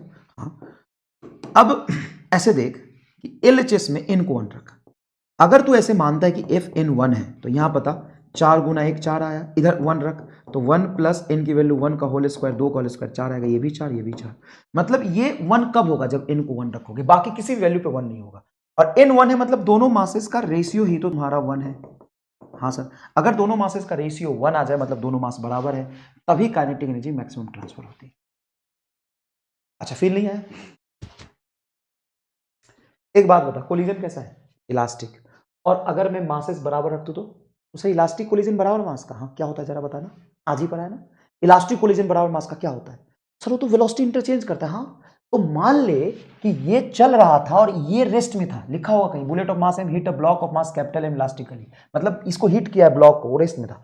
तो अगर ये चल रहा है यू से और ये रेस्ट में था, तो कोलिजन जब सेम मास का इलास्टिक कोलिजन का होगा तो ये रुक जाएगा और इसको अपनी पूरी स्पीड दे देगा। क्या डबल फील दिलाया तुमको? क्या तुमको डबल फील दिलाया? हाँ, अब देख ये तुम्हारा 13 का सवाल है। 13 का कौन सा जैसे? 13 का कौन सा सर जी? 13 का ये 2013 का है, तो AIPMT 2013 का है, AIPMT 2013 का है। देखो सवाल, a neutron collide head on elastically with atom of mass number A. Mass number A मतलब इसका मास न्यूट्रॉन के मास से a गुना है, जितना मास नंबर होता है उसका मास जो होता है n times of sorry mass of proton into mass number, ये होता है एटम का मास। और न्यूट्रॉन का मास तुम्हारा क्या हो जाएगा? दूसरे का मास ही, पहले का मास क्या हो जाएगा? Mass of proton. Neutron proton का मास बराबर रहता है, तो सुनना, न्यूट्रॉन का मास प्रोटॉन के बराबर। हाँ, और भाई केमिस्ट्री में इतना तो जानते होंगे कि अगर इसका मास नंबर a है तो a का मतलब तो टोटल प्रोटॉन और न्यूट्रॉन जोड़ के, मान लो टोटल प्रोटॉन न्यूट्रॉन जोड़ के a आया है तो उसका मास क्या हो जाएगा? a into M P. हाँ, तो इसका रेशियो क्या आ जाएगा? सर रेशियो आ जाएगा इसका n बराबर m2 बटा m1 रखेंगे तो a के बराबर आएगा रेशियो, ठीक है। अब क्या पूछा है? The fraction of kinetic energy retained, बता रिटेन का रेशियो क्या बताया था? अच्छा चल एक बात बता, कुछ ट्रांसफर करेगा कुछ रिटेन करेगा। हाँ, तो ऐसे भी सॉल्व कर ले, 1 माइनस 4n बटा 1 प्लस n का होल स्क्वायर, ऐसे सॉल्व कर ले। ये सॉल्व करके तेरा आएगा 1 माइनस n बटा 1 प्लस n का होल स्क्वायर। n की वैल्यू क्या है? a, तो आ जाएगा 1 माइनस a बटा 1 प्लस a का होल स्क्वायर। ये आंसर आ गया। बता 1 माइनस a, सर ये तो रे मारूंगा थप्पड़, इससे क्या फर्क पड़ता है? ये तो गलत है ना, ये तो गलत है ना, ऊपर प्लस नीचे माइनस तो होगा नहीं। अगर ऊपर प्लस है नीचे माइनस है तो वैल्यू बड़ी हो गई, तो जितना था उससे ज्यादा कैसे ट्रांसफर करेगा? ये आंसर आएगा। ऐसे भी तू सोच सकता है, जितना था उससे ज्यादा कैसे रिटेन कर लेगा? फ्रैक्शन ऑफ रिटेन क्या होगा? जितना था उससे कम ही आएगा ना, तो वैल्यू एक से छोटी आना चाहिए, तभी ऊपर माइनस है नीचे प्लस। ये तो दिमाग लगा गुरु। कैसा लगा आज का क्लास करके जरूर बताइएगा, ठीक है। ये केसेस भी आपको करा दिए। अब हम वो ग्राउंड और अर्थ पे चिपकने वाले सवाल बाद में करेंगे। जैसे ये वाला ऑब्जेक्ट होता है, एम मास है, नीचे गिरा और चिपक के ऊपर उठा, है ना। इलास्टिक होता तो सेम हाइट तक जाता, इन इलास्टिक है तो कितनी हाइट तक जाता है। अब ये केस बचा है और दूसरा 2 डायमेंशनल कोलिजन का एक सवाल तो करा है और सवाल कल करा देंगे। 1.25 घंटे का लेक्चर और बचा है आपका, और प्लैंक प्रॉब्लम 10-15 मिनट, मान लो 15 मिनट तो आराम से पढ़ाएंगे। ठीक है, कैसा लगा जरूर लेक्चर आज जरूर बताइएगा। शानदार, जोरदार, जबरदस्त पढ़ा आज हमने। Thank you.